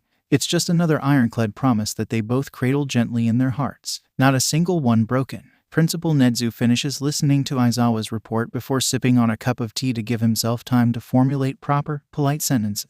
He asks, with just a hint of anger, do you think yourself the principal of this institution? When the man answers in the negative, he tacks on another question. So why do you act like you are? The rat watches passively as his employee struggles to reply. Your pay will be docked until I can trust you not to run your mouth. I've given all my teachers plenty of freedom, Aizawa. I can also take it away. He punctuates his remark with a sip of tea, turning away in a clear sign of callous dismissal. The bedraggled man looks like he wants to argue, but knows that he has been outplayed not once, but twice now. He exits almost silently, minus the door slam on the way out. The principal drinks another cup of tea, turning his attention to his file on Midoriya Izuku. Strong, intelligent, the next holder of One for All. Yet, there is something off about the boy, something that made his long-suppressed animal instincts whisper about a predator, a hunter. He has found himself a new puzzle. Izuku spends the rest of his day hanging out with May, listening to her rattle on about the class and the equipment and how many babies she can make. He stays silent apart from the occasional comment,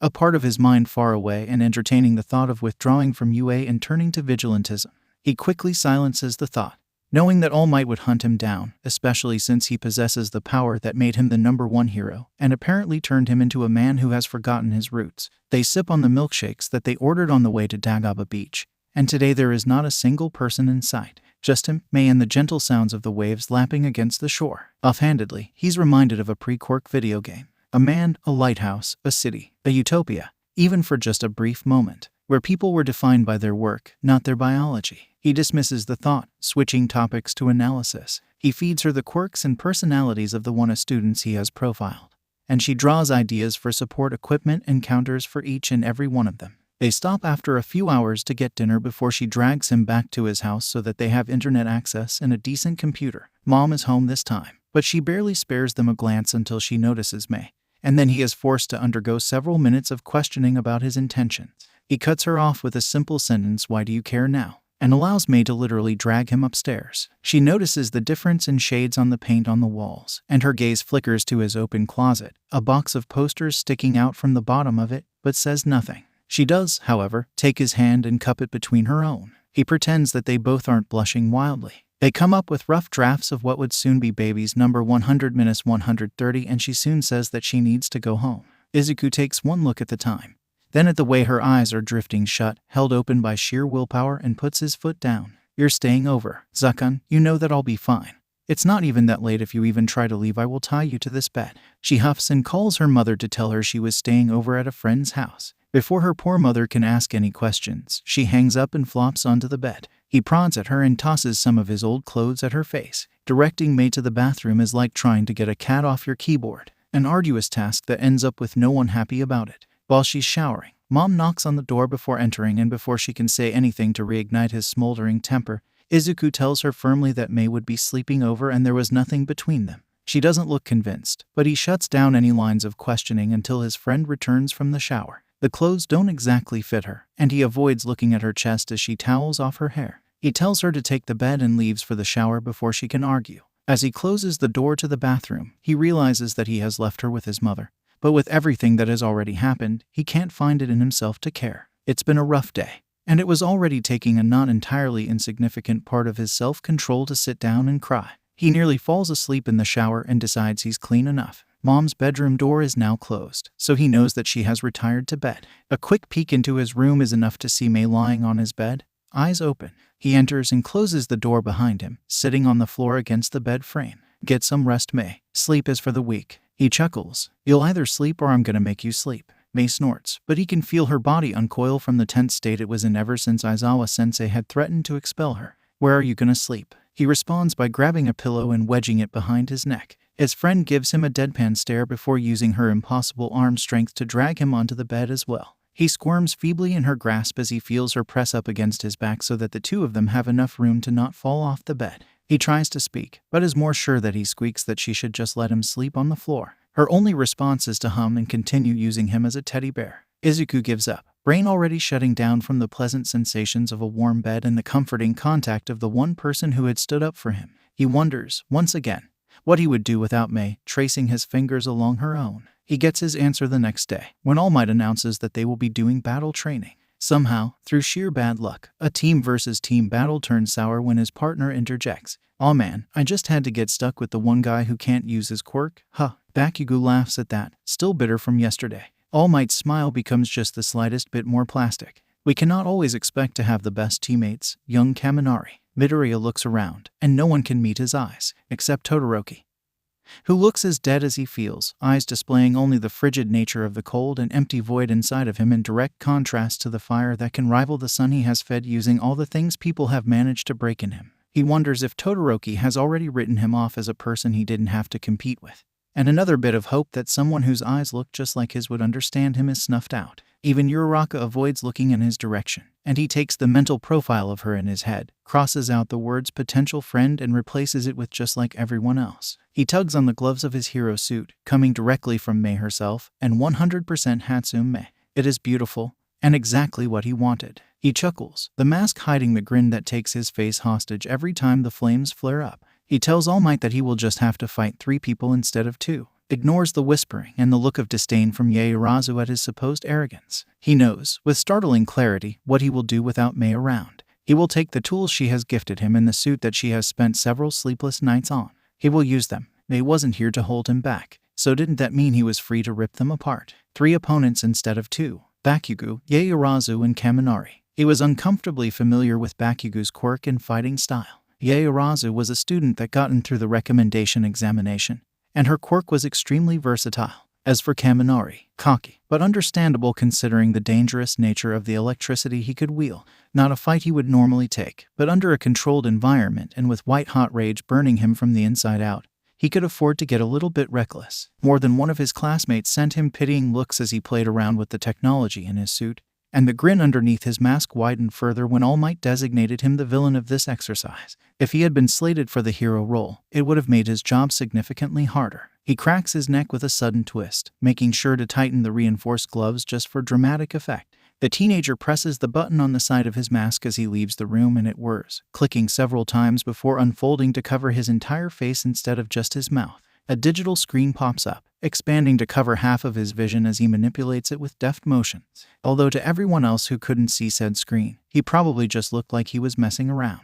Hopefully his opponents weren't watching his movements.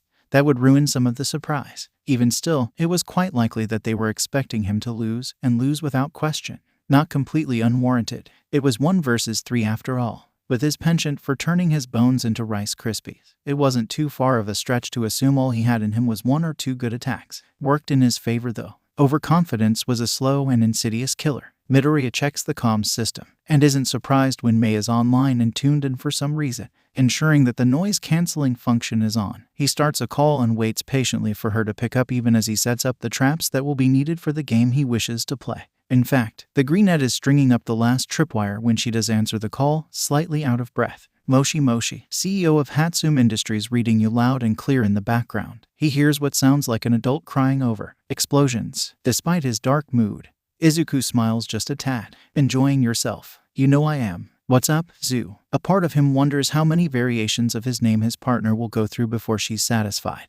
But the question is enough for him to remember his reason for calling. I'm about to do something really stupid, something that I might regret in the future but I can't bring myself to not do right now. Mei falls silent. He waits patiently, checking through his gear as the moment stretches on. Power Loader seems to be concerned, considering the muffled query. His partner responds with a vague excuse. Do you want me to talk you out of it? Or do you want my opinion? Second one. I think I know you well enough to figure out why exactly you're so mad right now. And I don't think you've ever been angry without a good reason. So what you're gonna do now is hold your head up high and do whatever you think is necessary. Got it. A bark of a laugh escapes his throat. Such a Mei thing to say. And yet somehow, he can feel the tension in his bones loosen up, just a little. He looks up reflexively as All Might announces the start of the battle trial, fire in his eyes. Mei, thank you. What's there to thank? Even with her nonchalance, Izuku can hear the grin in her voice. He chuckles once more before ending the call. The calm that he gets when he is truly furious relaxes his nervous limbs and he flexes his fingers. Showtime. How do you win a battle against overwhelming odds? The stranger ducks below a kick before sweeping his legs out from underneath him. Unperturbed, Midoriya breaks his fall with an arm, chaining it into a double front kick. They brace against the hit, soaking up momentum with a slight sway before twisting and grabbing, flinging the greenette across the room and into a padded wall. He coughs, reflexively blocking the attack he knows is coming, but not prepared for the knife that very narrowly misses an ear. There are 2 answers to that question, but for the sake of time, the stranger extends a hand to their downed opponent. Let's teach you the easier of the 2. The scanner alerts him to the 3 heat signatures on the ground floor and he sighs at the long trek downstairs before a brilliant idea surfaces in his mind.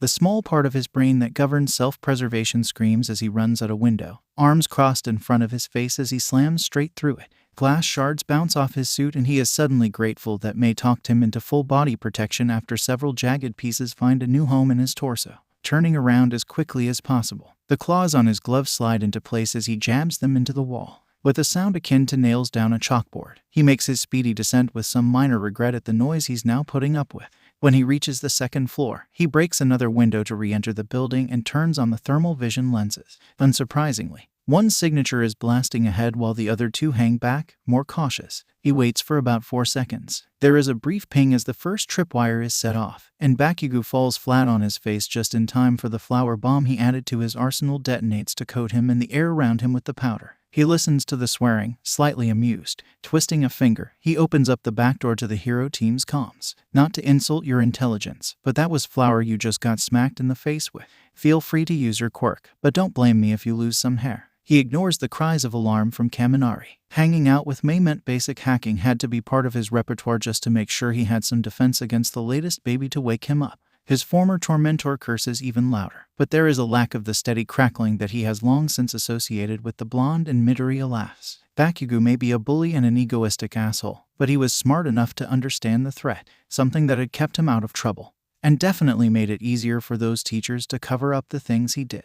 The teenager grimaces at the reminder, starburst scars aching momentarily. Glancing around, he hums before shutting off power to the lights, just to make sure they truly can't see anything. He lowers the shutters on all the windows as well. Interesting that a building like this one had such things installed, but it worked to his advantage. He approached them stealthily, sliding a throwing knife from his pocket and hurling it past the trio. The impact makes the trio turn around, buying him just enough time to get closer. You never face them head-on. Too risky that way. Instead, break him into pieces. He can hear Kaminari's breathing pick up, and 𝗧𝗧𝗪𝗧 responds to the sudden darkness almost immediately by creating a torchlight. Unfortunately for her, all it does is illuminate 𝗵𝗃𝗃 in an empty corridor. He purposefully makes his footsteps echo, and watches the beam of light swing around frantically, trying to search for his whereabouts even as he ducks into the nearest room. He lifts a finger to his earpiece again and taps it twice, opening a private channel to her earpiece. Behind you, she swings around once more, torch in one hand and a quarterstaff in the other. Kaminari shrieks and hides behind her.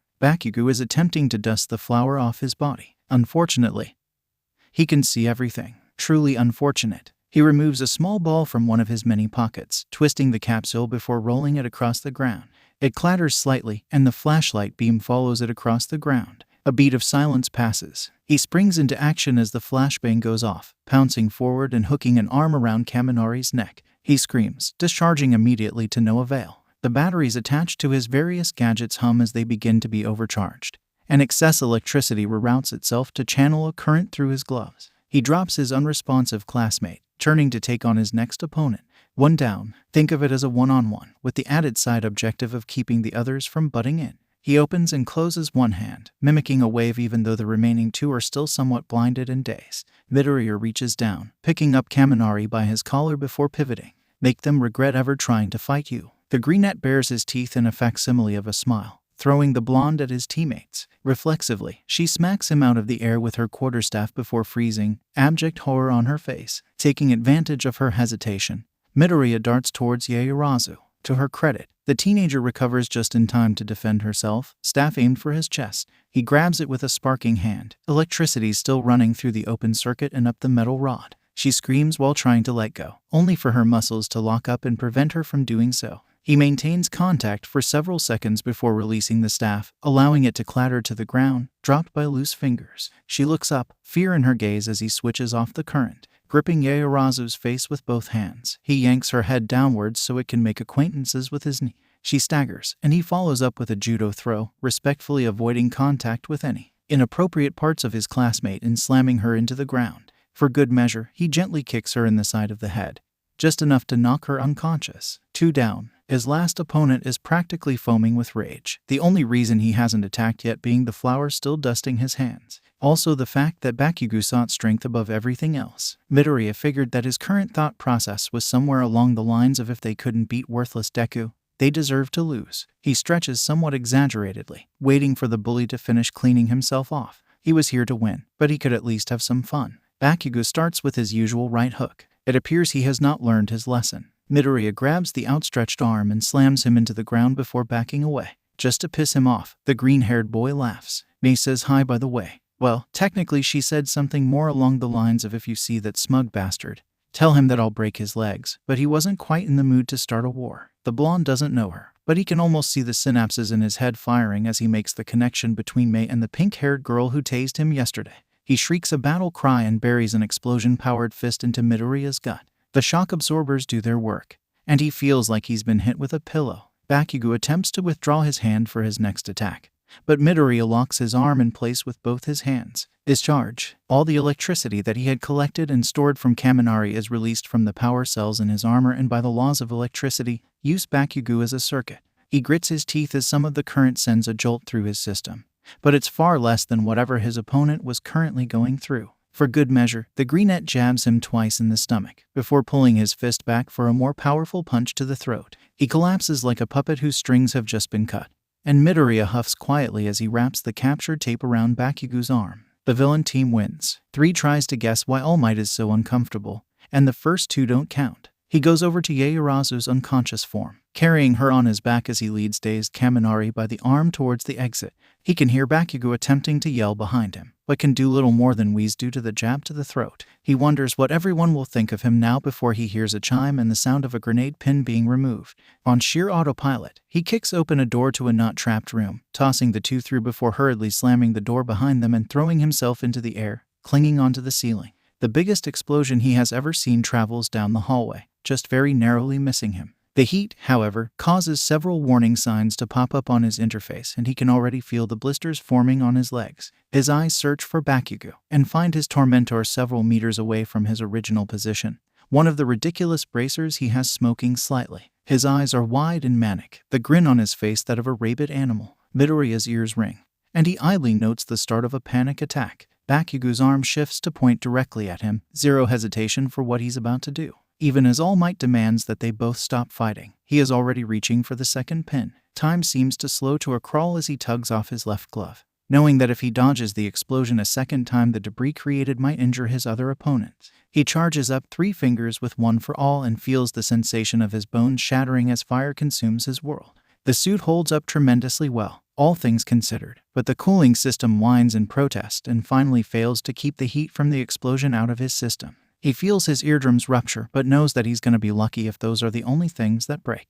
The air blast from his broken fingers has dispersed the majority of the explosion and somehow prevented blunt force trauma. The heat is the problem. As short-lived as it is, he briefly cooks alive and struggles to breathe even as he detaches from the ceiling and hurtles straight towards his enemy. He leans into an uppercut, stunning the blonde long enough for him to grab his face and drive it straight into the ground.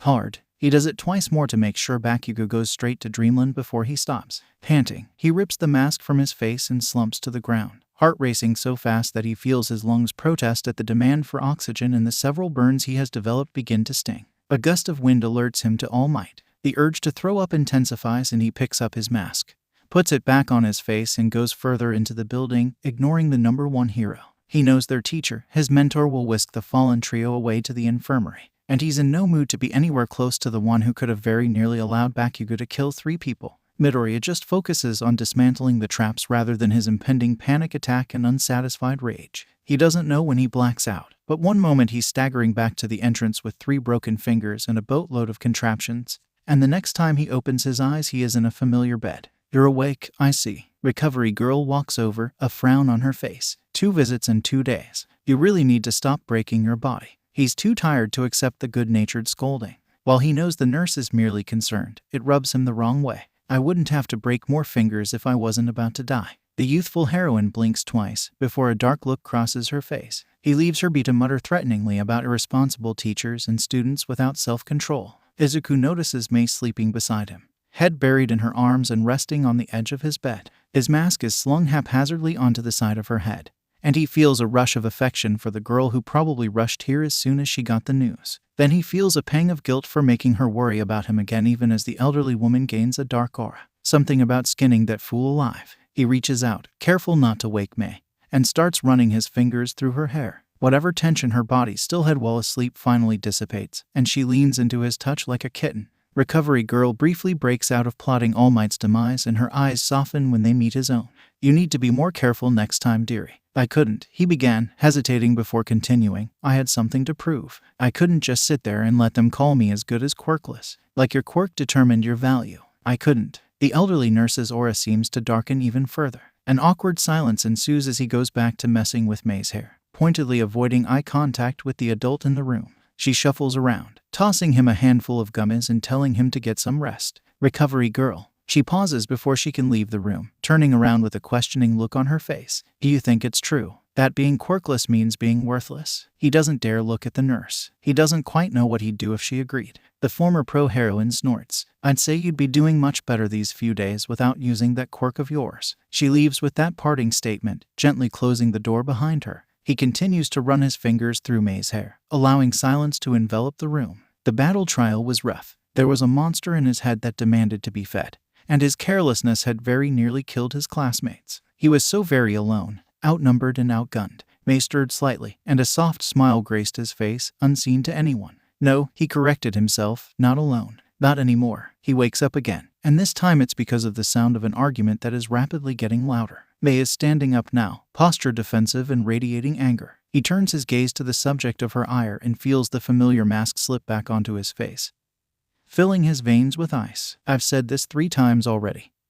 He's going to be fine. So would you kindly scram now that you've done what you came here for? She asks for the newcomers to leave, and frankly, he's inclined to agree. There are 3 people, Uraraka, Shinsu, Ida. Their faces demonstrate varying degrees of the same emotion. You say that, but Deku-kun hasn't woken up yet and we were worried. Just let us see him. That's Uraraka, with that cursed nickname that still makes him twitch in barely suppressed fury. Indeed, he's somewhat impressed by Ida's hand chops per second. It is our duty as responsible classmates to check on Midoriya-san, especially after he took such a serious injury. Less so by his rigid, disciplined nature. Shinsu looks like he's been dragged here against his will, and despite Midoriya's ire towards the purple-haired coward, he can feel a small shred of sympathy for the insomniac. Before Mei can pounce on them, he tugs on her arm and directs their attention to his lack of unconsciousness. Mei immediately throws herself onto him, much to the embarrassment of the other trio in the room. He calmly answers her rapid-fire questions and consents to a slightly invasive body check before gently nudging the inventor off his chest. Much to their collective surprise, however, she chooses to curl into his side and close her eyes rather than get off the bed.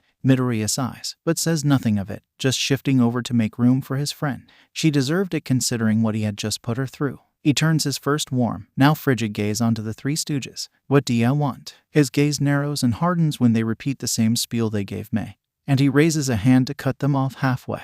Tell me. Midoriya drums his fingers lightly against Mei's shoulder. Where was this concern earlier? He leans forward, a guttural snarl half forming before dissipating just as quickly. Maintain your composure. These people aren't worth it. What were you doing when Kaminari called me useless for having a quirk that broke my bones? Underneath that question, his true accusation. Do you also believe that a person's worth is determined by their quirk? An awkward silence ensues as they struggle to formulate a response. He carefully avoids clenching his hands, but his disdain is apparent for all to see. Uraraka looks like he's punched her in the face. Ida fumbles slightly, eking out a word or two before remaining quiet. Midoriya turns his gaze onto Shinsu and almost smirks when the latter draws back like he's staring down a predator instead of his classmate. Still, when they continue to stand around, he slides a hand down his face, glaring at them. Get out of my sight. The 2 of them stay like that until Recovery Girl comes back, although Mei gradually opens up after some gentle coaxing, and he cheers her up with his praise of the suit she made. While she argues that it didn't save him, he points out that the injuries he got were from his own recklessness, and she couldn't possibly think that her handiwork would stand up to a point-blank explosion,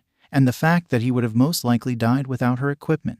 The reassurance just seems to fuel her determination, and she vows to make his suit everything-proof. He laughs, and laughs even harder when she says that she's serious while pouting. A nice change from the fighting earlier. When the elderly nurse walks in and sees them arguing over the balance between the strength of armor and the weight of additional protection, she smiles and gives him another once-over before concluding that he is in a good enough condition to be discharged. He stands up, stretching his limbs before they can cramp up before nodding briefly in Recovery Girl's direction. Thanks, I'm just doing my job. It's the least I could do. Midoriya's mouth tightens into a thin line, hand straying to the terrible scarring that came with shaking hands and shoddy stitching. It isn't. Checking the time, he notes that it is the end of school and, just like the previous day, returns to class in order to grab his things. Mei's stun gun is drawn and primed, for both of them are expecting history to repeat itself. He opens the door carefully and relaxes when there is an absence of explosions. Stepping into the room, the teenager tenses right back up when he notices about half the class is still, well, in class. He can see the questions forming already and shoulders past the crowd to grab his bag.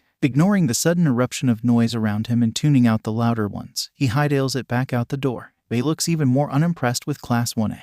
And they continue the train of thought from earlier even as several members of his class race after him and try to insert themselves into the conversation. A lifetime of pretending the people who whisper about him didn't exist definitely paid off. Unfortunately, or fortunately, whichever way you look at it, Mei doesn't have the same experience, and the hand brushing against her weapon starts to twitch even more. Rather than alienate himself and perhaps give his hypocritical classmates the same treatment he gave Aizawa-sensei for daring to threaten Mei, he gets a far more interesting idea. He mutters a word of warning to Mei before grabbing her hand. She smirks and quickly clambers onto his back as he takes off in a sprint. In a brief display of insanity, he channels the slightest trickle of one for all to his legs, and instead of breaking them, he feels a sudden surge of energy and they quickly leave the rest in the dust. Onwards, my noble steed. She pats him rapidly on the head and he laughs along with her. Only when Yue fades into the distance does he cut off the flow of power to his legs. Izuku is sweating slightly and his legs ache, but he feels more alive than ever until he remembers that this is the work of a quirk.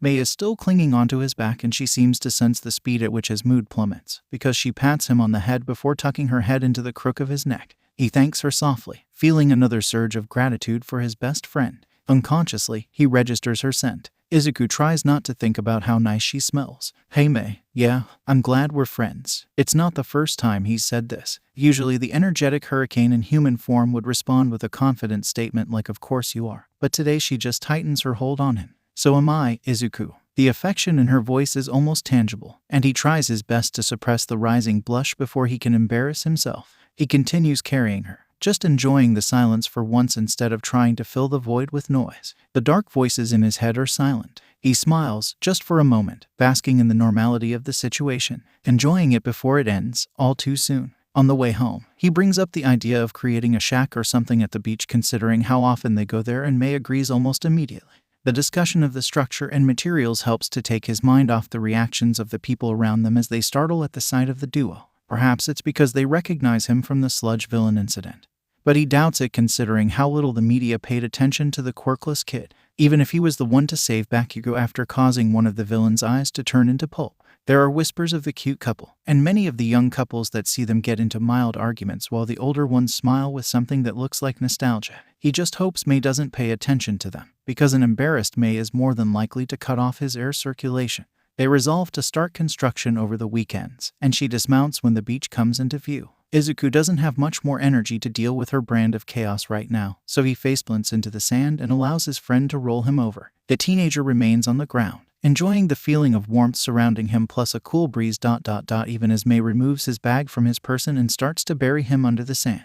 She uses a pocket shovel when digging by hand starts to get boring, and soon enough about 3/4 of him is hidden from view. Unfortunately for him, Mei is a genius and an engineer, making sure to alternate layers of wet and dry sand to create makeshift concrete. Once everything from the neck down is under a mound of sand, she considers it a job well done and replaces the shovel with a marker. He struggles futilely as she starts to draw on his face, but is unable to do more than push a single hand out from his prison. She finishes after 2 minutes, snapping a photo and laughing at his disgruntled expression. Now actively seeking revenge, he channels some of his own strength and the sand sloughs off his body like sludge. Bursting from his makeshift tomb, he quickly pins Mei to the ground and snatches the marker from her. Mei squirms and pleads for mercy, but Izuku draws on a cartoony mustache and a monocle before inking the kanji for idiot on her cheek. Satisfied, he snaps a photo in retaliation, and sends it to their private chat before getting off and returning to his sandy bed. Mei pouts, but looks delighted after seeing her new decorations. A ping alerts him to an image sent in return,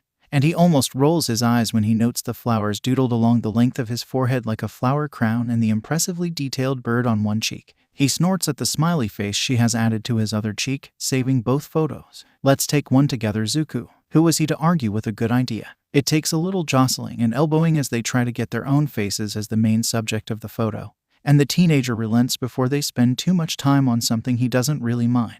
Izuku saves the picture as well before he pulls out a pack of wet tissues to scrub the markings off Mei's face. She scrunches it up in discomfort, but says nothing as he rubs away the drawings before allowing her to do the same.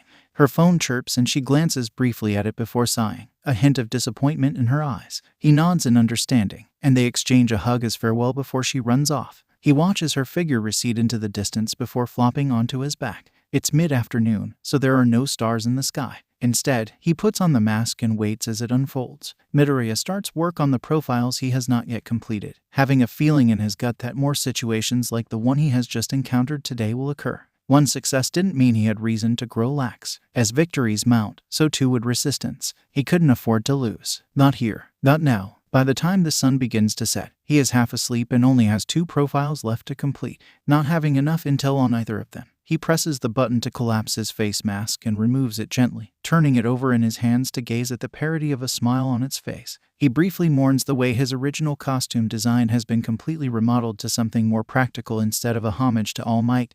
The ears were completely gone, and so was the obnoxious green color. Instead, he has replaced the smiling mouth guard with a mask that is more suited for a serial killer, meant to inspire fear. His suit is closer to black, with some dark red linings along the seams, stab-proof and bulletproof. It still resembles the jumpsuit he originally thought of, but the utility belt and holsters for future weapons once May creates them are testaments to how much he has changed. His eyes are starting to slide shut from sheer fatigue alone when a familiar face blocks out the last of the sunlight. Internally, he suppresses the urge to quip about seeing an angel. May prods him, but seeing that he isn't going to get up, she abruptly hooks both arms under his and lifts him into a standing position. Now awake, he grumbles that he was finally going to get a decent amount of sleep, and she gives him a look of faux hurt. In order to keep himself awake as they trudge away from the beach, Izuku rambles about the applications of one for all. Super strength and speed is good and all, but I need to figure out a way to not cripple myself. You should practice turning the quirk on and off. Dialing it up and down needs to be second nature if you want to make full use of it. Support items would help, at least something to compensate for the kickback. May only hums in response, but he can see the gears turning in her head. The Island Expo is in a couple months. You could get some actual advice from the best of the best. He blinks slightly at the hint of bitterness, before leaning over to bump his shoulder lightly against hers. One genius is more than enough for me, thank you very much. She punches him lightly in the shoulder, and then grabs his hand. He says nothing, choosing to squeeze her hand in response, and gets a squeeze back as well. Her smile is as bright and beautiful as the stars. The world doesn't exactly seem so bad anymore, and the dark path, the only path that he can see himself walking on, doesn't look so daunting anymore. He forces down the hope rising in his chest. When good things happen to him, bad things always follow. Still, he allows this moment of vulnerability, just enjoying the warmth in his chest. He would deal with his problems in the morning. May says goodbye to him when they finally reach the doorstep of his house. He checks, and his heart deflates when there is no light to signal his mom was home, or any messages about where she was. He guessed that it was another long day for her. He fishes out the key from his pocket and unlocks the door, inviting May to come in if she wanted to. Izuku is mildly disappointed when she says that she needs to go home in order to finish up a pet project, but before she leaves, she gives him a key attached to a keychain. On it is a tiny wolf plushie with green fur and a pink eagle. He almost laughs at how nervous she looks before attaching his own key to the ring. She flushes when they make eye contact, and following an impulse, he leans forward to kiss her on the cheek before thanking her for the gift. May looks like she's found a way to switch species from human to tomato, and he waves goodbye before shutting the door. Later, he is preparing to go to bed when his phone starts blowing up with messages from May in all caps and occasionally a key smash. He is impressed by her sheer determination, and all things considered, it is a good end to a bad day. Izuku texts her good night, and she responds with stay safe instead, which causes him to chuckle. Ensuring his alarm is set, he lies back in his bed and breathes in the lingering scent of his friend. If he closes his eyes, he can almost visualize her being here. And even with the belief that things can only get worse from here, he allows himself to relax, just for a little bit. They walk to UA together for the third time, and he thinks that this is going to become a habit, a pleasant one, unlike the many he has developed over the years. Dodging the media is easy enough. He just needs to slip on the plastic smile and let a little of his fractured nature leak through, and they part before him like he's a leper. May follows in his shadow, and he pins a middle-aged, bald man with a particularly piercing glare when his hand almost brushes her in a way that could be considered sexual harassment. The other teenager remains oblivious to it all.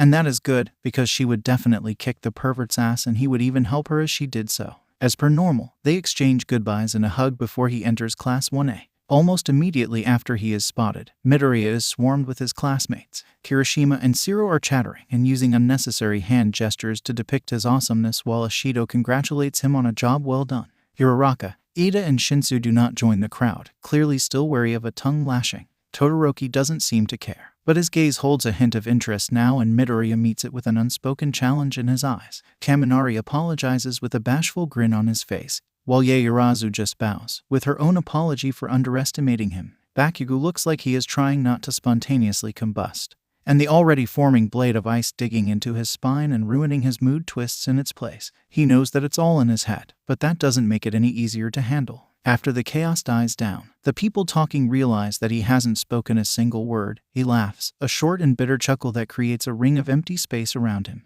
And in a scathing tone, he speaks, "Tell me, what would you all have said if I lost? Something about how I was meant to lose from the start. Pity, perhaps. Poor Midoriya Izuku, with a quirk that he can't control. He couldn't possibly have won." Midoriya tilts his head almost mockingly, relishing the way everyone flinches. Still, he can see the way some of them are ready to protest, and he spins to pin his anger on the first target he sees. Kaminari Denki, Quirk, electrification, allows the user to generate and cover his body with electricity and emit this energy within a certain range. Almost no control over where it discharges, which makes him a terribly bad team player. Exceeding the wattage limit will cause the user's brain to short-circuit, leaving him in a disorientated and vulnerable state. He softly dismantles 𝗵𝗃𝗃𝗏𝗧𝗏 quirk before everyone's rapidly paling faces. Unfortunately for him, the greenette is on the warpath, a liability who has barely enough control over his quirk. I bet that the only reason you passed the entrance examination was because your quirk was a perfect counter to the robots. Tell me, between the one who can get off one good attack and the one who has plenty of bones to break, which of us is the one who's basically quirkless? The insult is half joking, but also meant to gauge the reactions of his classmates. The blonde looks like he has been punched in the gut,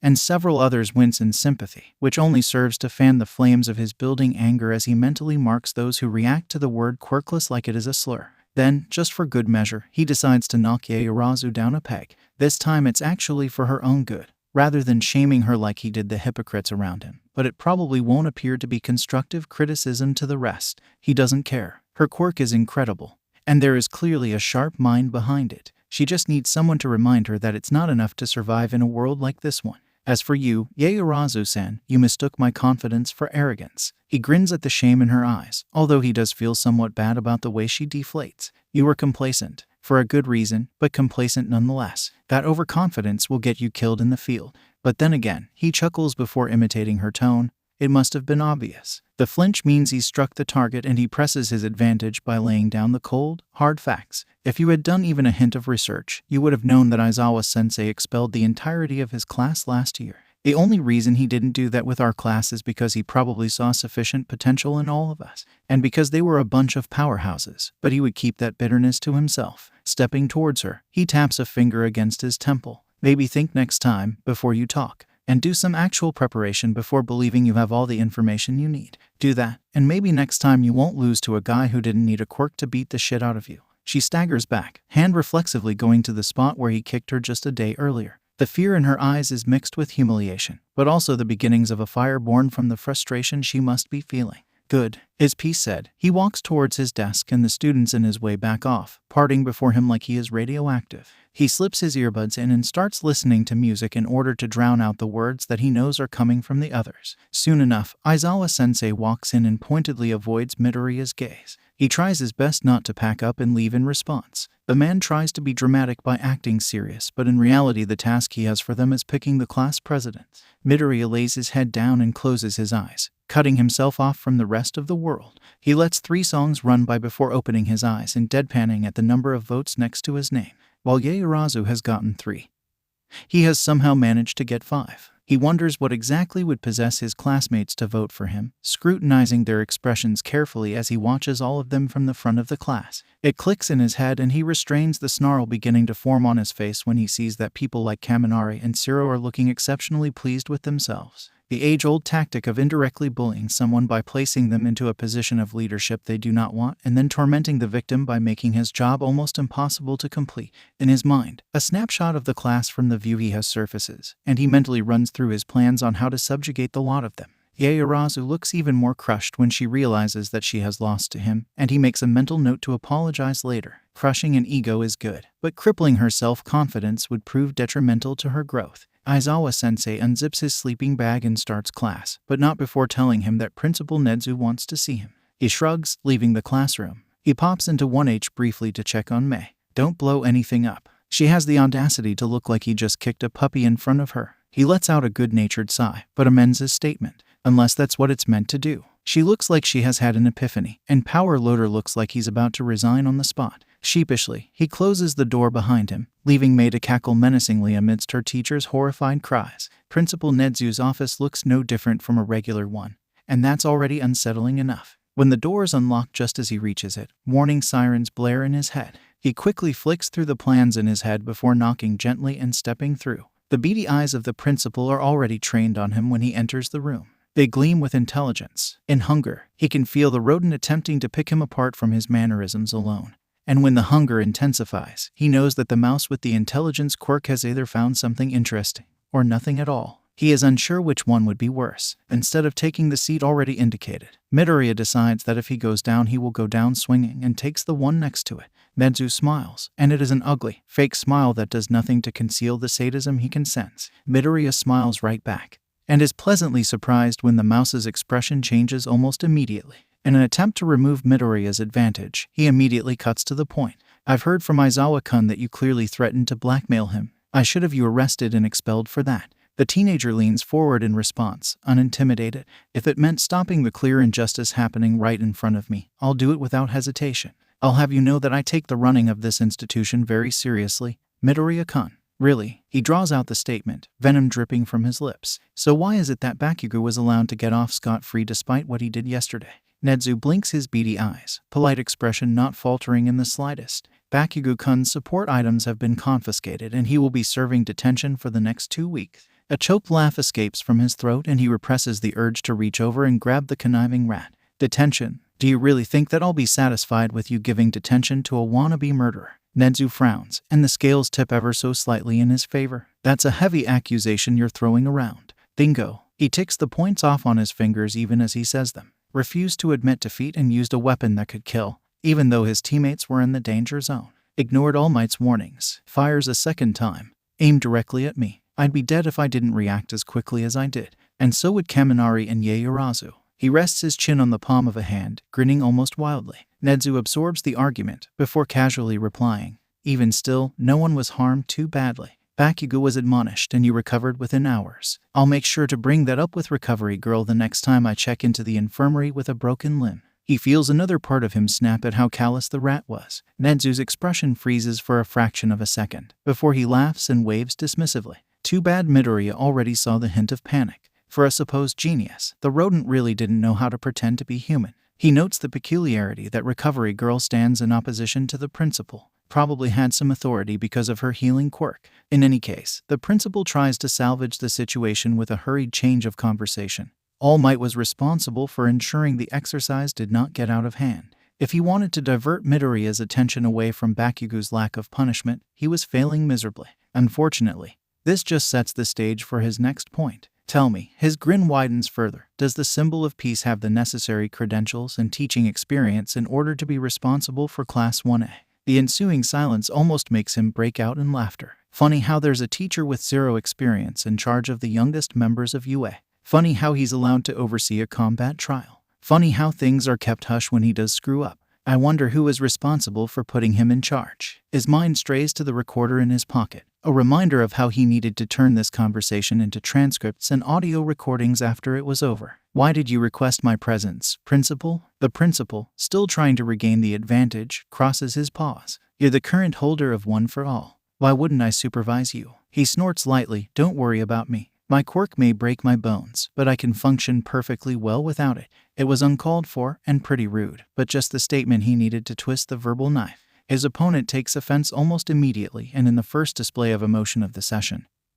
He snaps at Midoriya, you're no better than an animal, with or without a quirk. Midoriya just leaned back in his chair and raised an eyebrow. Insults didn't exactly faze him anymore, and the teenager had heard enough that none surprised him. Even the hurt that would come with one has been snuffed out after his heart was crushed. 𝗫𝗠 does not apologize, because that would admit that he was in the wrong. Another point to Midoriya. 𝗫𝗠's clearly on his last legs, antagonizing your classmates, threatening teachers, manipulating that girl from the support course. Incredibly unbecoming behavior of a student aiming to become a hero. Her name is Hatsume. The greenette seizes the whole argument and throws it back into his smug face. And she is my dearest friend. Principal, do you really think that I will be cowed by someone like you, who turned a blind eye to one of his teachers telling his students to not stand up for themselves or get expelled as a result? Who allowed someone with 0 ability or experience in teaching to do so just because of his reputation?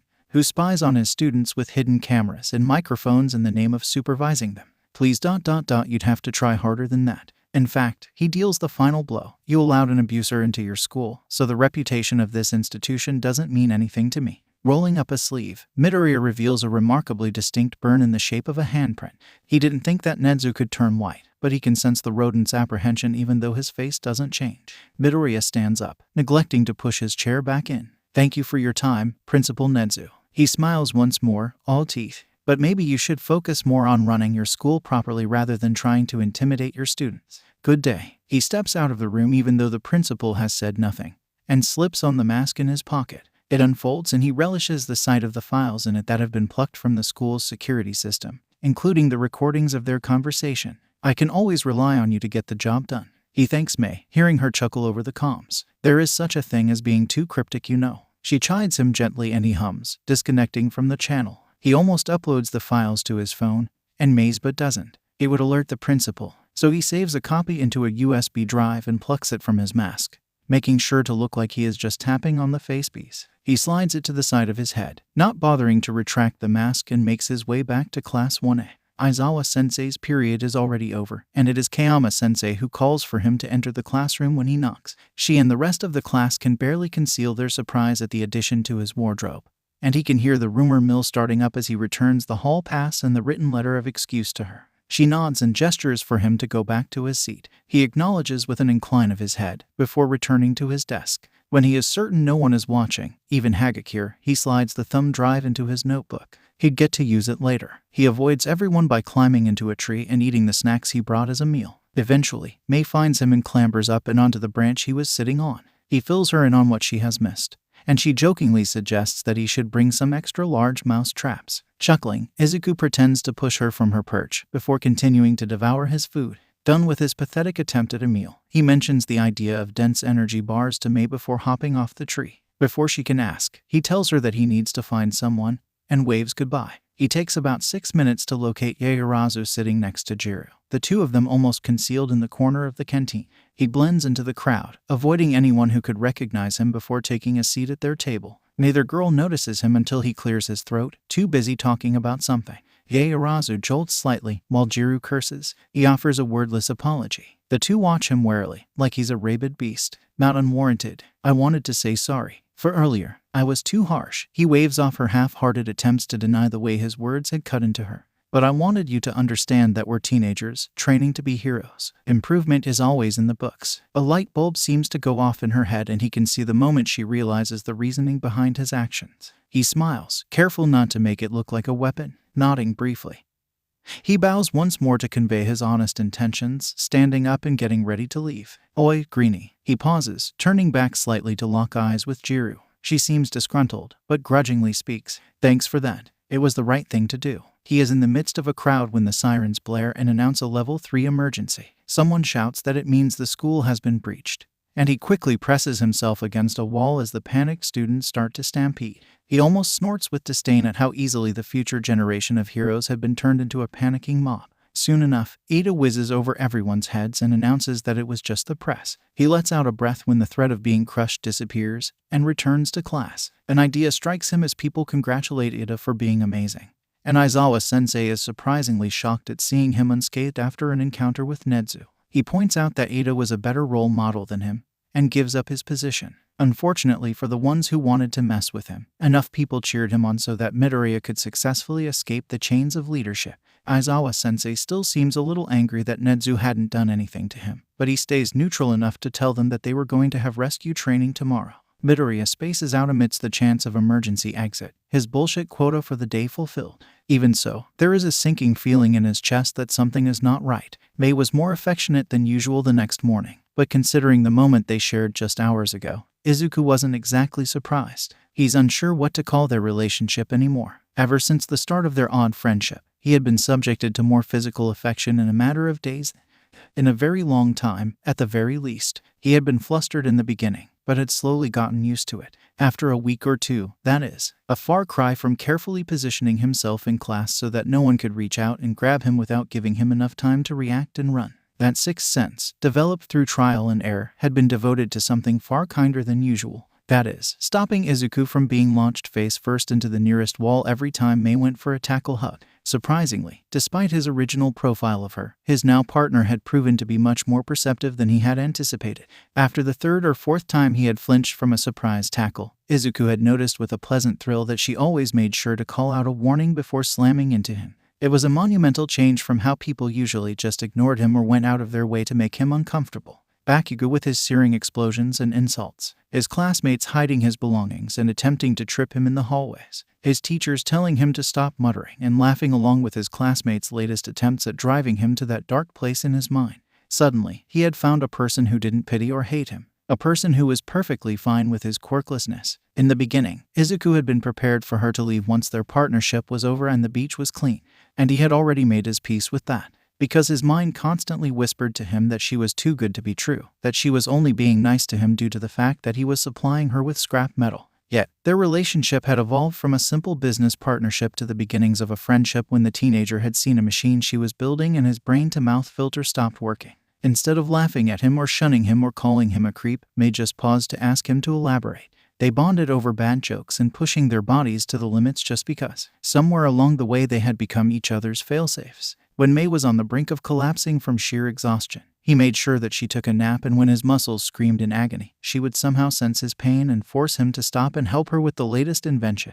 Their friendship was something he treasured, and he started spending more time at Dagaba Beach just to see her more often. Mom wasn't home most of the day, so she never raised a complaint. When asked why she came to the beach every alternate day and never left until he did, she just shrugged and said that she had nothing better to do. He never pushed to get a proper answer from her, because the one time he asked, Izuku saw the slightest change in her eyes, saw the constant glee and optimism in them snuffed out for just a fraction of a second, and in that moment, it was like looking into a mirror, something that he had tried his best not to do after All Might broke him.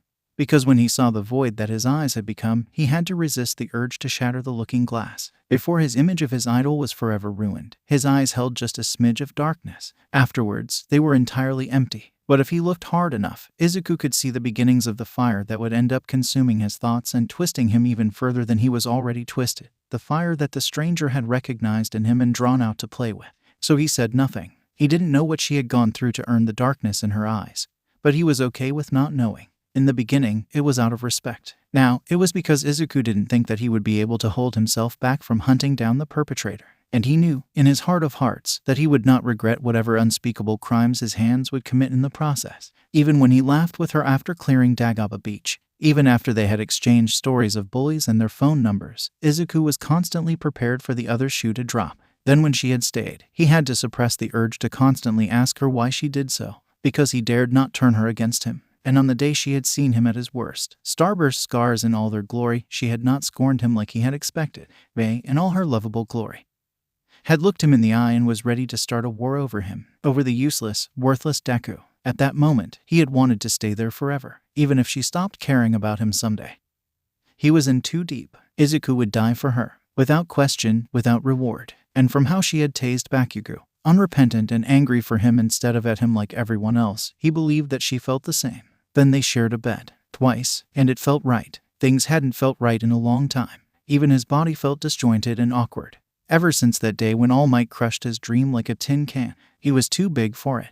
The greenette ached and burned in ways he never had before, weighed down by his mortal form. The only time his mind and body clicked together like two parts of a puzzle was when he was in physical contact with May, and that terrified him. The adrenaline, the rage from battle, even the twisted pleasure from rebelling against the broken system served only to fuel the venom on his lips. Even then it just felt like he was going through the motions, a machine mind operating a flesh suit. But when May dragged Izuku into the customary hugs they now shared, he was briefly back to normal, with that strange warmth in his chest replacing the ice that was only quelled by the fire that flared up when he got angry. And no matter how hard he held onto that pleasant feeling, it slipped through his fingers like sand. The teenager glanced briefly at how May was literally attached to him, and his free hand brushed against the keyring he knew was in his pocket, with the two tiny plush animals that were clearly meant to represent the duo. Izuku had managed to get a spare key to his house upon giving it to May, watched as she immediately attached it to a similar keychain. Upon noticing his gaze, she had flushed and pocketed it before trying to take his attention off the item by talking about their plans. Naturally, the greenette complied, but the question still remained in his head. What were they to each other? When May laughed, a soft and pleasant sound that snapped him out of his thoughts, he looked over to see more affection on her face that he could handle. He sighed to try and cover up his mortification. Said that out loud again, didn't I? She smiles, and if he were a weaker being, Izuku would already be on his knees. We're friends, dummy. A twist of something bittersweet in his chest forced his mouth to run before he could even think about it. Do friends do all the things we've done? Sleep together, kiss each other. Are we really just friends? Izuku winces at the almost accusatory tone he had nearly used, before reeling back his emotion.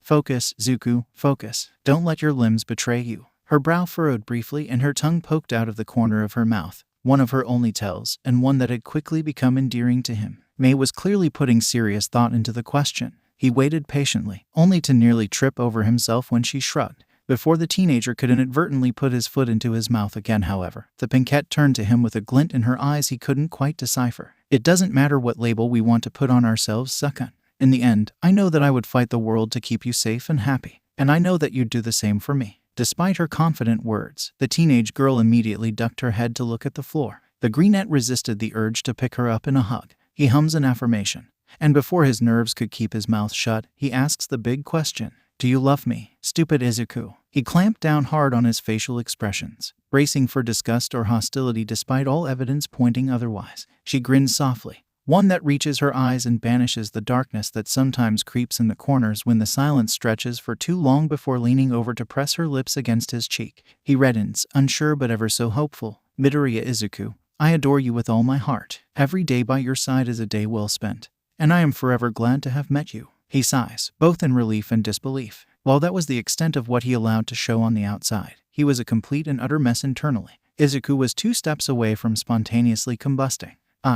He swallowed, before returning the gesture tentatively. I love you too. Nothing in the world makes me happier than when I am with you, 𝗧𝗵𝗲. She blushes heavily before haughtily looking at him. Naturally, it's your privilege to be able to spend time with an esteemed inventor such as I. He laughs gently, playing along. Indeed, a humble commoner such as myself can only thank the stars for being fortunate enough to interact with you, milady. She flushes harder, but neither can hide their goofy grins. Whatever they were to each other wasn't exactly something that could be put into words. To the onlookers, they would be a couple. But to him, she will always be that grinning genius he had found digging through scrap metal, and he thinks that to her, he will always be the strange boy with a smile like broken glass. She accompanies him all the way to Class 1 today, probably wary of another Bakugo incident or perhaps even Aizawa-sensei. His mood threatens to sour when he remembers the way his teacher, someone he had thought understood the cruel nature of the world, had threatened May with his bullshit authority, and had most likely brought him onto Nezu's radar out of vindication. She opens the door and pokes her head in for a brief moment, before giving him a look that he can only classify as room's empty. She leaves while giving a 2-finger salute before bouncing back to her classroom.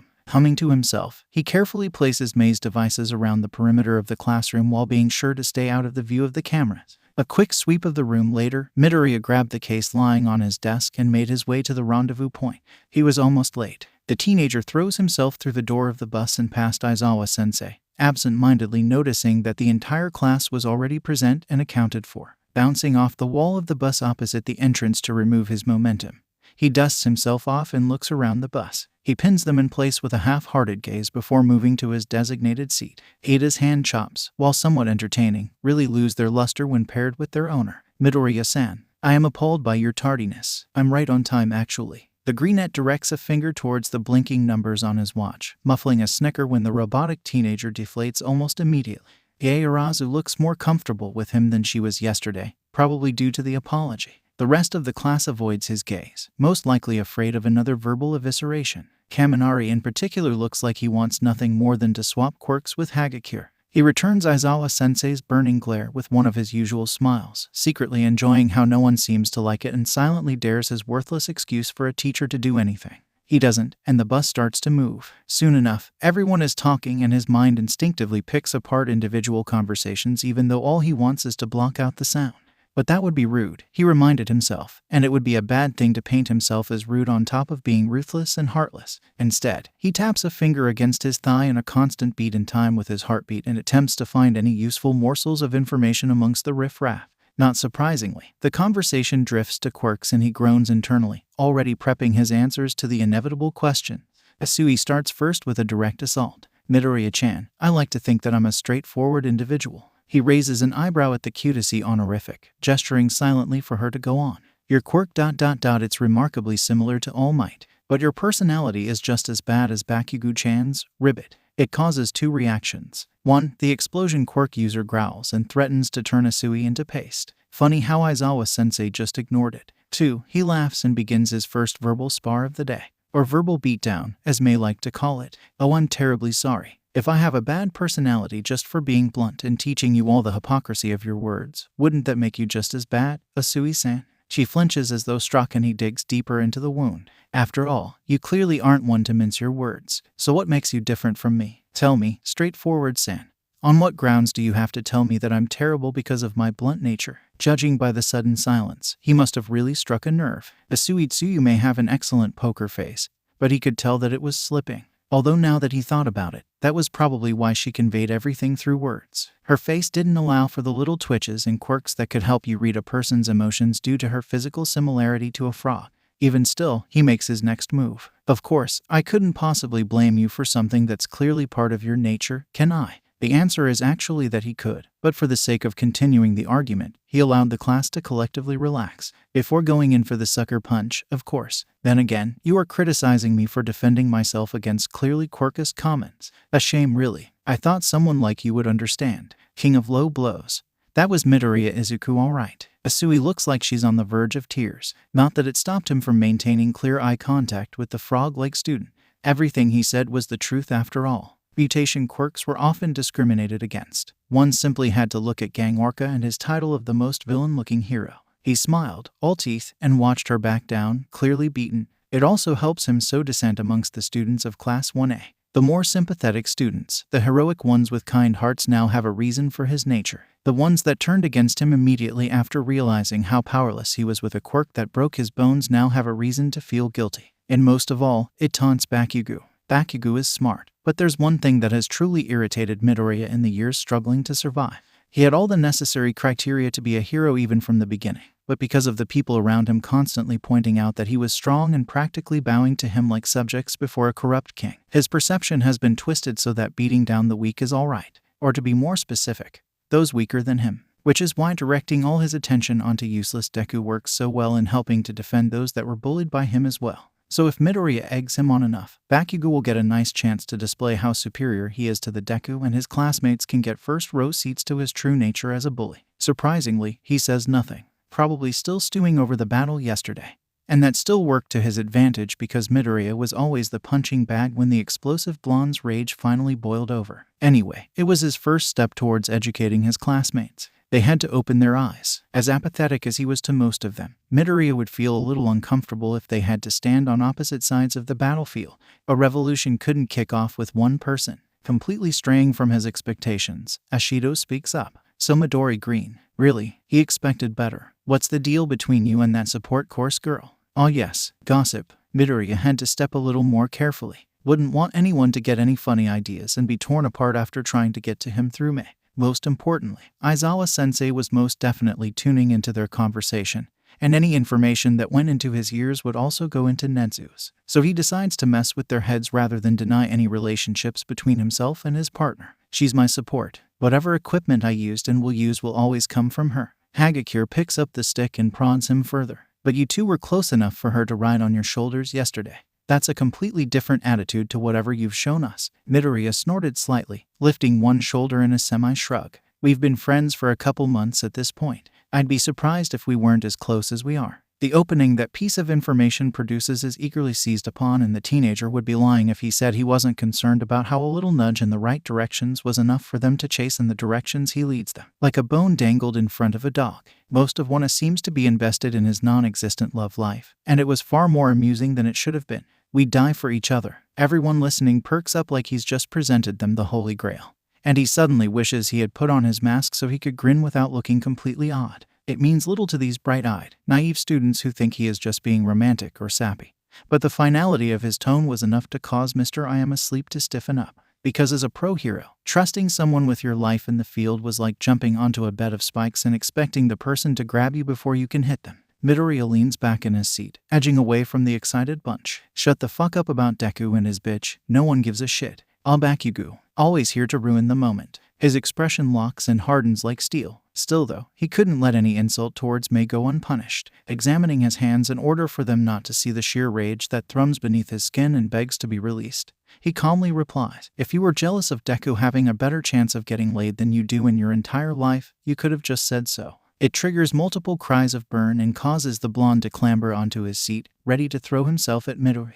He freezes before he can when the greenette looks up and directly at him, using an especially sharp smile as a warning. Even then, he can still hear the faint pop pop pop that comes with muffled explosions. Wow, Greenie, quit the flattery and just tell us you love her already. Jiryu smirks slightly while talking, clearly joking but not quite at the same time. Of course, his reply is completely serious. She is my heart and soul. He looks the clearly flustered punk dead in the eyes, and I would stand against armies for her. The last part is true, but only tacked on as another implicit warning for Aizawa-sensei that if they tried to get to him through her, they would face all that he had, and then some. While the girls coo over how sweet he is and he finally slips the earplugs that have been waiting into his ears, he observes Todoroki out of the corner of his eye. The boy was starting to be wary of him, and clearly not afraid to show it, considering the 𝗎𝗪𝗢𝗏 eyes boring holes into his form. Understandable. Here he was, another broken kid, but one that had managed to pick himself up and walk forward while he remained in his father's shadow. If they had swapped places in life, he too would have been jealous. Actually, that was a lie.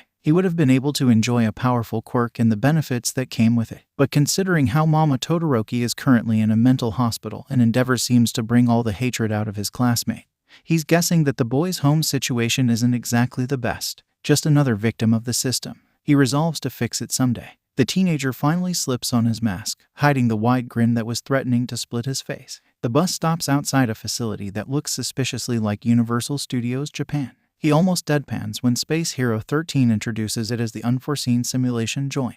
When asked about where All Might is, they signal Aizawa-sensei with 3 fingers as an excuse about how the number 1 hero is currently busy, and Midoriya rolls his eyes. It turns out the symbol of peace would rather save people than teach, which begs the question of why he decided to take a place in UA. Probably a misguided attempt to follow his successor's journey. But if he couldn't bother to sacrifice some of his time in order to be a proper teacher, he shouldn't have gotten the position in the first place. 13 launches into an explanation of how quirks were dangerous if used incorrectly. When several of his more hostile classmates pale abruptly, the Greenette hazards a guess that they had pictured his bone-breaking strength against their fragile, squishy bodies. He almost smiles to himself as they begin to assign tasks to the students, only for it to die as a dark haze overtakes the fountain in the center of the facility. Dead serious, his mask unfolds to cover his face as he sends a message to May. Hoping against hope that it'll get through, a notification alerts him to the fact that his distress signal had been blocked, and Midoriya curses to himself. He would have to hope that the inventor knew that something was wrong, or they might all be doomed. Out of all the leering and jeering villains that come from the swirling portal, 3 stand out. 1. A man covered in severed hands. 2. The hulking monstrosity standing next to him, with an exposed brain and a blank look in its eyes. He grimaces slightly, disliking how similar that lifeless gaze was to his reflection. 3. The portal itself, which, or who, is apparently a man made from mist. He raises a hand discreetly, twisting it to zoom in on the horde, and notes the glint of metal. Good. That means the man has a physical body, or at least something he could hit. 13. Protect the students. Aizawa-sensei snaps on his goggles and launches himself at the villains, scarf already unfurling to reveal its weaponized nature. He continues searching for a loophole, but whatever quirk or equipment that was jamming communications was doing its work far too well. Still, the loss of connection should have immediately warned May that something was amiss. Here's hoping the teachers would show up before they died. The mist villain floats up to them, almost polite despite the clear aura of menace emanating from him. Greetings, we are the League of Villains. My current mission is to scatter you all, to be tortured and slain. Now that was more of what he was expecting. Midoriya feels his lips twitch into a snarl as he pulls a contact grenade from one of his many pockets. But before he can utterly annihilate this walking trash heap for even thinking about killing a bunch of kids, Bakugo and Kirishima jump in with the bluster and noise of 2 idiots who clearly didn't know what they were doing. That fraction of a moment where he couldn't risk blowing up his classmates as well cost him dearly. And the Greenette finds himself falling through a sea of cold fog. He curses to himself, twisting in the air as he reappears over a body of water, having only seconds to try and streamline his form before he makes contact. He lands and distinctly feels 2 ribs crack due to the impact, but the pain is distant and not enough to stop him from flicking out his gloves blades and slashing a villain across the face. As the water turns red and he begins to swim back to the surface, something wraps around him. The teenager very nearly cuts it with his claws before he realizes it is Asui's tongue. He is tugged onto the boat and notices that Shinsu is also there, hacking up water. Midoriya-chan. He almost raises an eyebrow at the casual way Asui was addressing him despite her earlier dressing down. Do you have a plan?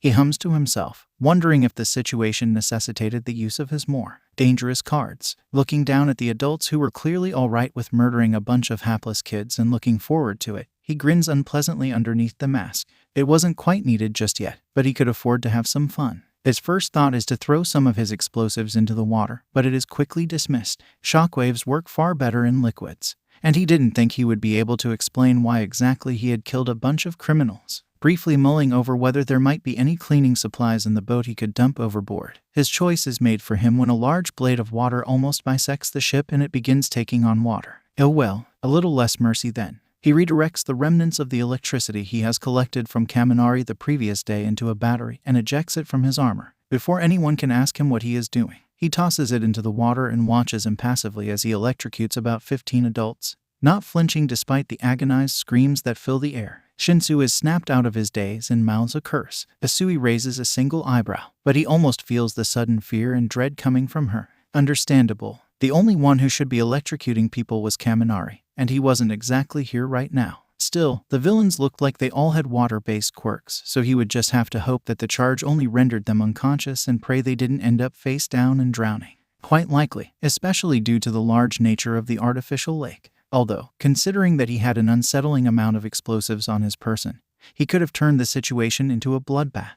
He jerks a finger towards the shore amidst the stunned silence. We should probably go check on Aizawa-sensei, especially since he's fighting the bulk of them. The lack of hesitation before jumping headfirst into what could be his death was admirable, but the underground hero was going to get overwhelmed at some point. 𝗬𝗍𝗍 grabs the both of them and in almost no time, they reach the edge of the zone and he immediately starts to pinpoint threats while Shinsu not so subtly fawns over his idol and 𝗬𝗍𝗍 keeps an eye out for any villains that might have spotted them. As expected, Eraserhead was a hit-and-run kind of hero, but remarkably talented at close-quarters combat against so many people at once. Or perhaps it was just the fact that the villains he was fighting were pretty much cannon fodder, and he snickered when a villain tripped over someone in his way and both landed on the ground in an undignified heap.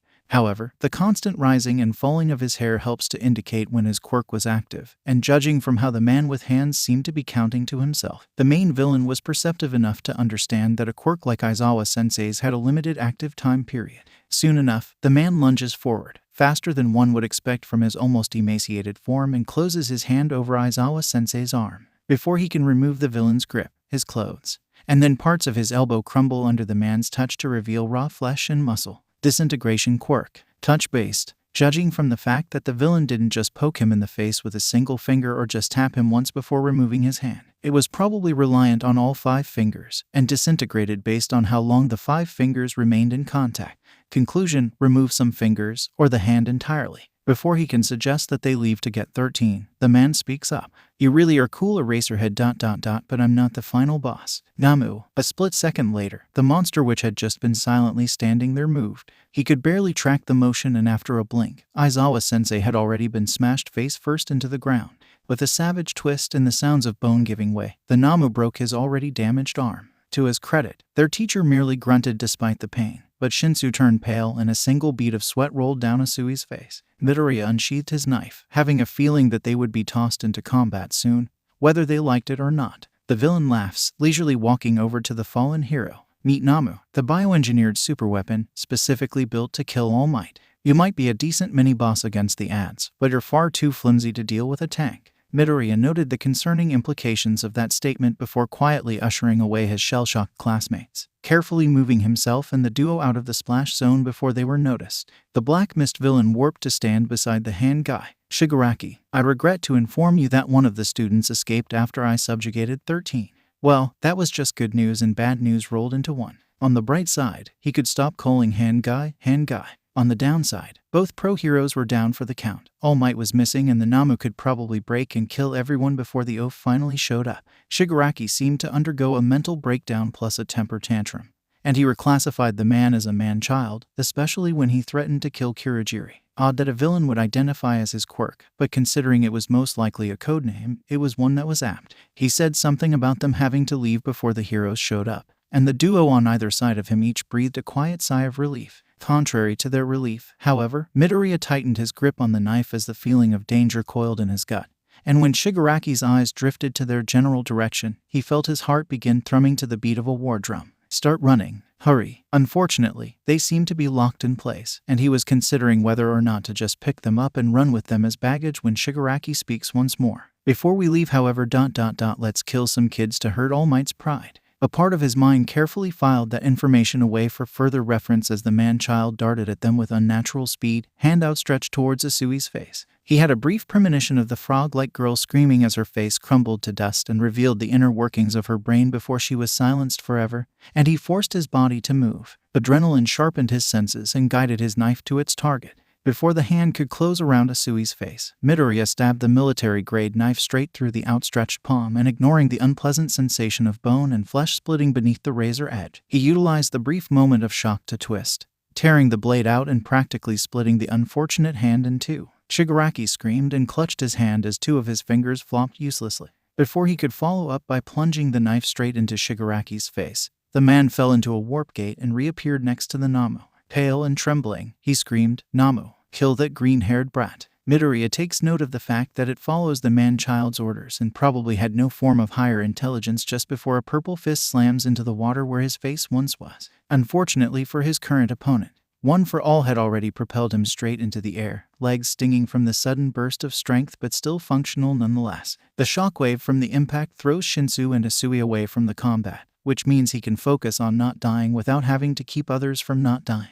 He lands on the 𝗵𝗃's back, flicking out his claws to anchor himself and catch his breath. The 𝗵𝗃 swings around and he jumps off once more to prevent himself from getting swatted like a fly, burying his knife into the exposed brain as he does so. It shrieks and twitches, just like its tantrum-throwing master. He dodges twice more, practically throwing himself out of the way of the fist sent at him with the intent to kill. Midoriya pushes as much of his quirk into his limbs as he dares, feeling muscle fibers rip and strain even as he dances around his imminent demise, attacking as many times as he dares. Ducking beneath an arm rippling with muscles, he slides between the 𝗵𝗃's legs, clambering back up to sink his bloodstained knife once more into the brain. As he rips it out with a savage twist, he stops moving just long enough for a glancing blow to throw him into the destroyed fountain.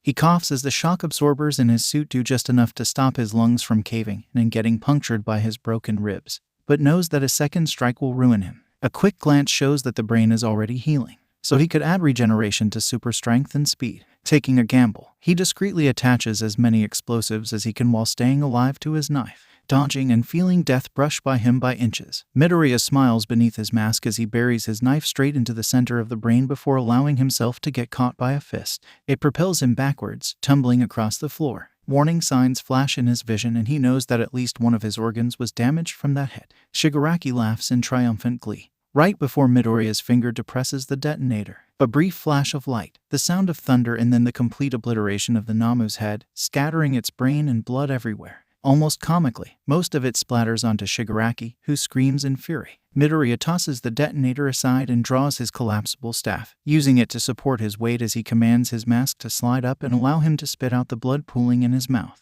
"You cheater. You absolute cheater. There wasn't supposed to be a secret boss here." He grins at 𝗧𝗵𝗃𝗃's fear, tasting copper on his tongue as he does so. He must look like something straight out of a horror movie, with a mask covering the top half of his face, black voids for eyes, and blood dripping from one corner of his mouth. He dabs at it with a single gloved finger, and just for intimidation's sake, swipes the blood across his lips in a mockery of a smile that just seems to irritate the villain more, and helpfully draws his attention away from the fact that the 𝗵𝗃 was still twitching feebly, struggling to rebuild itself without a head. Midoriya straightens up, walking towards the 𝗵𝗃 with confident, measured steps and scattering the remnants of the still-forming head with a stomp of his reinforced boot, ignoring the absolutely sickening sensation of an overripe pumpkin flattening against the bottom of his shoe. 𝗧𝗵𝗃𝗃, we must leave. The 𝗵𝗃 is gone and the heroes will be here any moment. The man-child shivers and screams, "It's not fair, it's not fair, it's not fair. All Might wasn't enough. They needed a max-level rogue as well. It's not fair." 𝗧𝗵𝗃𝗃 lunges forward,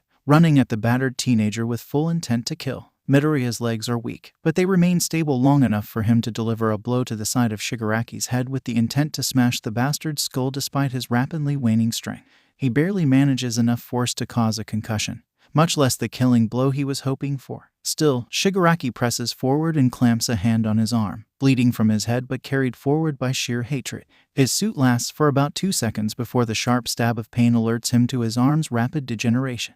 With no time to spare, he drives a kick into the villain's groin, dropping his staff to clamp his bladed hand around 𝗧𝗵𝗃𝗃's own and cutting straight into the disintegrating fingers. Both hands disabled, he still throws Midoriya to the ground with sheer animalistic strength alone before attempting to place his first ruined hand onto his mask. He bares his bloodstained teeth in a grin, not willing to give up his life without a fight. The man stops just long enough for a sharp bang to reverberate through the air, punctuated by a projectile punching a nice hole through 𝗧𝗵𝗃𝗃's throat. He panics, clasping both hands around it even as 𝗧𝗫𝗫 opens up a warp gate next to them, several smaller portals swallowing further bullets amidst a cacophony of heavy caliber fire. The villain dives through, and it seals up. The only signs that they were even there were the groaning bodies on the floor, the destroyed 𝗵𝗃, and the injuries he and Aizawa-sensei sustain.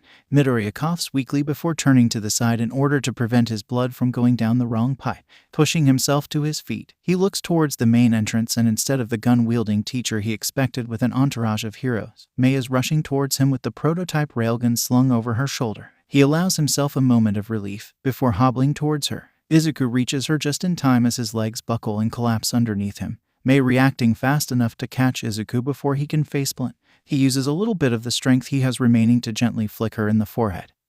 As she panics over the blood dripping from his mouth, she almost slaps him, but probably realizes there are more serious things to worry about, quickly dismantling his chest piece with a plasma cutter. The duo examined how much damage the Namu had done in just 2 swipes. About 3 ribs were breaking skin, and a good portion of his chest was bruised. The bleeding isn't serious, but there is a copious amount of it dripping from his damaged arm. "You're a goddamned idiot," Midoriya Izuku. Mei hurries to administer first aid on his ribs even as tears well up in her eyes, anger warring with terror. He chuckles, a little dazed. "You should see the other guy." She chokes out a laugh that's more of a sob, before helping him to his feet. As if according to schedule, All Might breaks down the walls to the USJ, not smiling for once. His eyes are searching for villains, and when he finds none, the frown on his face becomes more confused than angry. The duo agree silently to ignore the commotion. "How'd you get here faster than everyone else?" Mei's frown twists briefly into a sheepish smile. "I warned Power Loader Sensei as soon as I stopped receiving signals from your equipment. He didn't quite believe me, so I hot-wired a bus and got here as fast as I could. May or may not have crashed it in the process." He laughs quietly. "You need to be more careful about your safety, Mei. You're not exactly injury-proof," she retorts by gently prodding his ribs and causing a brief lance of pain to shoot through his already aching body. "All right," he chokes out, point taken. She nods with the smug air of someone who has just won an argument. A gust of wind alerts them to the number 1 hero's presence, a worried grimace on his face. "Young Midoriya, perhaps I should bring you back to UA." He rejects the offer almost immediately. "Check on the rest of the class. There might still be villains around." His mentor accepts the explanation, blurring out of view. Despite his logical response, Izuku's true reason was that the villains had come here for All Might. They were willing to kill students, and if he hadn't fought back, Shigaraki would have disintegrated both Usui and then Shinsu after that. He wouldn't have been in time to save his students during his lesson, just because he decided that it was better to use his limited time to do who knows what instead of going to teach his own class. Look how that it ended up. He was slowly bleeding out. Aizawa-sensei got his arm broken and face smashed into the ground, and there were probably other students injured or in danger. What use was the symbol of peace if he just ignored his own class? The others might not see it like he did, but what All Might had done was equivalent to abandoning a bunch of teenagers to the mercy of villains that were prepared to kill. In fact, he tells Mei this as they make the slow and arduous trek back to UA. They pass by the now burning remains of Mei's getaway vehicle, and her eyes reflect the flames. "I'll kill him someday." For once, he's too tired to talk her out of it. They were maybe a quarter of the way back to UA when they encountered more pro-heroes rushing in the opposite direction. They all came to a screeching halt at the sight of a student practically carrying another one in an eerie mask, with blood stains all over the 2 of them. Power Loader called out Mei's name in surprise, and he allowed her to unclip his mask so that they wouldn't think he was an intruder. The other teacher's surprised expressions changed quickly to alarm at his most likely horrible appearance, and Recovery Girl quickly hobbles over to assess the damage. Midoriya rattled off a list of his injuries, and got that syringe cane to the head in a scolding session before the nurse beckoned for ectoplasm to create a couple of clones to transport him back to UA. When the teacher hesitated, Midoriya waved a hand almost dismissively, twisted glee curdling in his veins. "It'll be fine. The villain's already left." Mei and Midoriya exchanged a look before he continued to speak. "I made sure of that." The teachers exchanged incredulous looks before he sighed and gestured to his injuries, silently demonstrating that they had come from fighting the villains. Nedzu, eyes gleaming with hunger that was way too obvious, caused his gut to clench in preparation for another fight before he cut off the impending line of questioning. "Look, I'm tired. 13 and Aizawa-sensei are out of commission and you lot weren't there to help, so just shut up and go." Ripples of surprise run through the teachers, but before anyone can say anything, Recovery Girl puts her foot down, wrapping ectoplasm across the knees in reprimand. He thanks her silently when the teacher creates a couple of clones to help lift him up. Mei begins to follow before Nedzu attempts to have her stay behind so that they can get an account of what happened. Tired, but not out of it just yet. And with a temper teetering on the edge of snapping, he gestures for Mei to ignore the rat. They could deal with him later. Mei does so without question, despite Nedzu's protests.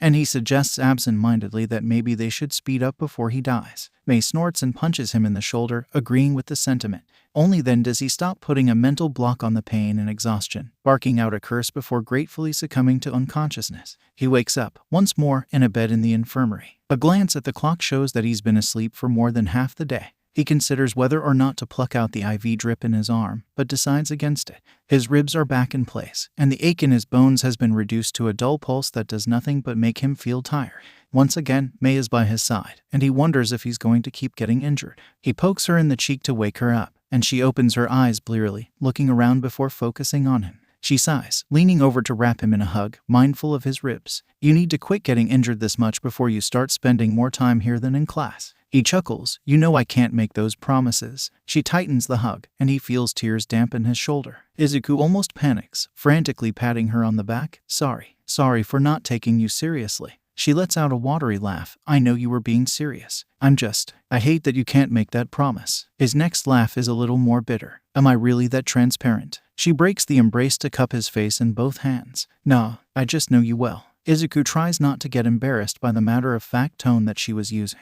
but she must see what he's thinking because 𝗵𝗃 laughs quietly and presses a kiss to his forehead.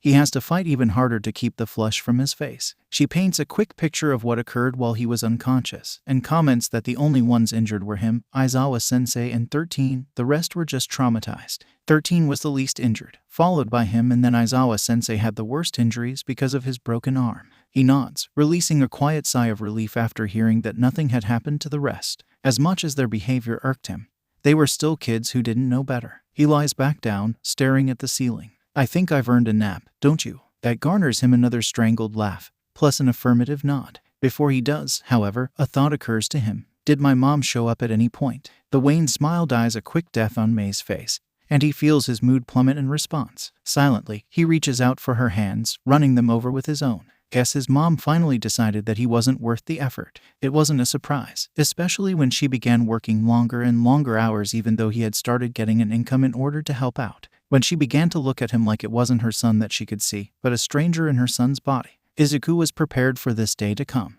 But when tears started to leak from the corners of his eyes and 𝗵𝗃 climbed onto the bed to give him a proper hug, whispering words of reassurance into his ear, he knew that despite all the time he had to mentally prepare for the day his mom gave up on him, it still hurts. In his heart of hearts, Izuku knew that once 𝗵𝗃 left, the ice in his bones and rooted deep in his soul would return worse than ever. His fingers twitched and shook with repressed emotion. No matter what her reasons were, his mother had not come to visit him, even despite the fact that he had been part of a villain attack that had very nearly killed him. A small, dying part of him argued that her job was far more important, but even so, he believed that a proper mother was supposed to be more concerned about her child than that, especially since they weren't about to fall into financial instability if she took a day off, especially if you considered the growing stash of emergency funds he had begun to amass with help from the stranger. It stung, and he had already done a fair bit of shameful crying over it as 𝗵𝗃 whispered words of comfort, the sensation of her hands on his own anchoring him to reality. Sheepishly, Izuku had thanked her after regaining control of himself, only for the inventor to respond with a half-hearted blow to his chest. Just ... don't do that again. Okay. The darkness in her eyes threatened to overwhelm the cheer that normally concealed those broken parts of her, those enigmatic shards that made her so very similar to him. He nodded slowly, interlacing their fingers to stop them from trembling.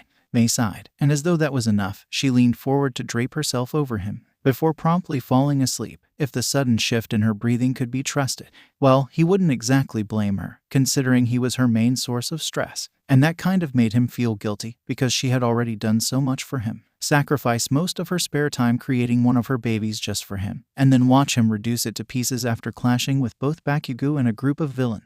Shoot Bakugo not once, not twice, but 3 times in order to stop him from collecting even more burn scars, even knowing that she was going to paint a target on her own back. Now Aizawa-sensei and Nezu had their eyes on her, even if just as an extension of their surveillance on him. It seemed that wherever he went after joining UA, trouble followed. He laughed softly. Well, considering his failure at winning or even passing the genetic lottery, even before that, it was like he was cursed. Within 3 days, he had managed to antagonize his teacher, draw a clear line in the sand to stand against his classmates, and fight villains that were supposedly able to kill All Might. He tucked 𝗵𝗃's head under his chin and sighed with a crooked smirk that eased when she curled into him like he was some sort of safe haven, something to be cherished, instead of a broken entity that dripped with venom and rage from the cracks in his psyche. Izuku wrapped his arms around her and made a silent prayer, hoping against hope that he'll always manage to come back to her every time he throws himself into danger, because from how she was reacting to something that Recovery Girl managed to patch up within the span of a day,